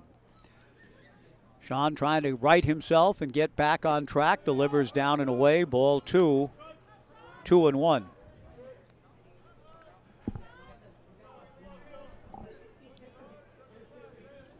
(13 to 11 Knights, top of the 9th inning. The 2-1 pitch is sprayed foul down the right field side and well out of play. That evens the count at 2-2. Kamloops scored 6 in the second, then Singletons in the 4th, 5th, and 6th. They get the 2-run home run here in the 8th. Sean Weiss trying to restore order and get a big out. Delivers the breaking ball down and in. And the count goes full to 3-2. Jared Sucro, the on-deck hitter. Sean comes set. The 3-2 pitch on the way. A ground ball back of third, foul. Tyler Quinn fielded in foul territory. Those runs the Knights picking up in the bottom of the 8th. Woo, glad to have them. Pushed the lead to 13-9. They were one knock away from really delivering the knockout punch, but couldn't quite get it, and so here we are. Kamloops still alive in the top of the 9th inning. 3-2 the count to Landon Clark with 1 out. Sean to the plate, fastball, strike 3 call, 2 down. Landon Clark was about a third of the way up the line when he realized he'd been rung up by the home plate umpire, Jim Courtney. Beautiful pitch by Sean Weiss. 2 down. We're going to have a pinch hitter now for Jared Sucro.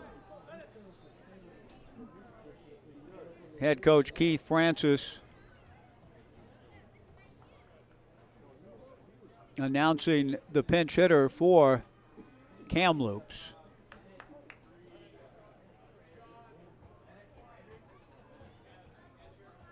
The pitch on the way is in there for a strike, and the count 0-1. I'm trying to find 38 on. They have 38 scratched out and somebody named Heisel. The strike 1 pitch is in there for strike 2. No balls and 2 strikes to the man of mystery, and I don't have him, folks. He's not on a roster that we have been given and don't have a 38. They have a 38 scratched off, but this guy's got 38 on his back. No balls, 2 strikes, 2 outs, nobody on. 13-11 Knights. Sean to the plate, a ground ball to second. Tai Yukamoto up with it, throws to first, and the ball game is over. A little bit of nervousness in the top of the 9th inning. A 2-run home run for Tommy Green created it, but the Knights do bring it home with a 13-11 victory to win the series and stay on pace with the Ridgefield Raptors in the South Division as the Knights improve to 11-7 with the series win.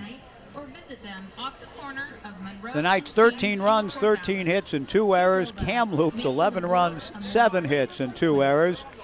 The Knights get the win, and after losing the opener of the series, come back to take the next 2, and we'll try to stay on a roll tomorrow night against the Springfield Drifters. We'll be on the air at 6:20 with a 6:35 first pitch. Our thanks to all of you for attending tonight on this Corvallis Clinic Foundation and Project Her night in honor of our dear friend whom we lost in Jen Beaumont. Tributes tonight on the board with singing and moments of silence and prayers on behalf of one of the great souls we've had the pleasure of knowing and working with in our shared history with the Corvallis Knights. Jen Beaumont will be dearly missed, but her spirit will continue around this ballpark and organization for a long, long time. And the Knights do go out on her night and find a way to win it.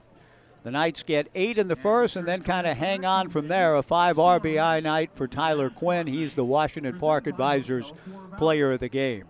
For our crew, Thomas Rudolph, Casey Lavin, and Andrew Henderson, this is Mike Parker thanking you for joining us. We'll see you tomorrow night when Springfield drifts into town. We'll be on the air at 6:20. Our final score tonight is the Knights win the series. The Knights 13 and Kamloops 11 on the Knights live stream, and 12:40 Joe Radio. So long, everybody.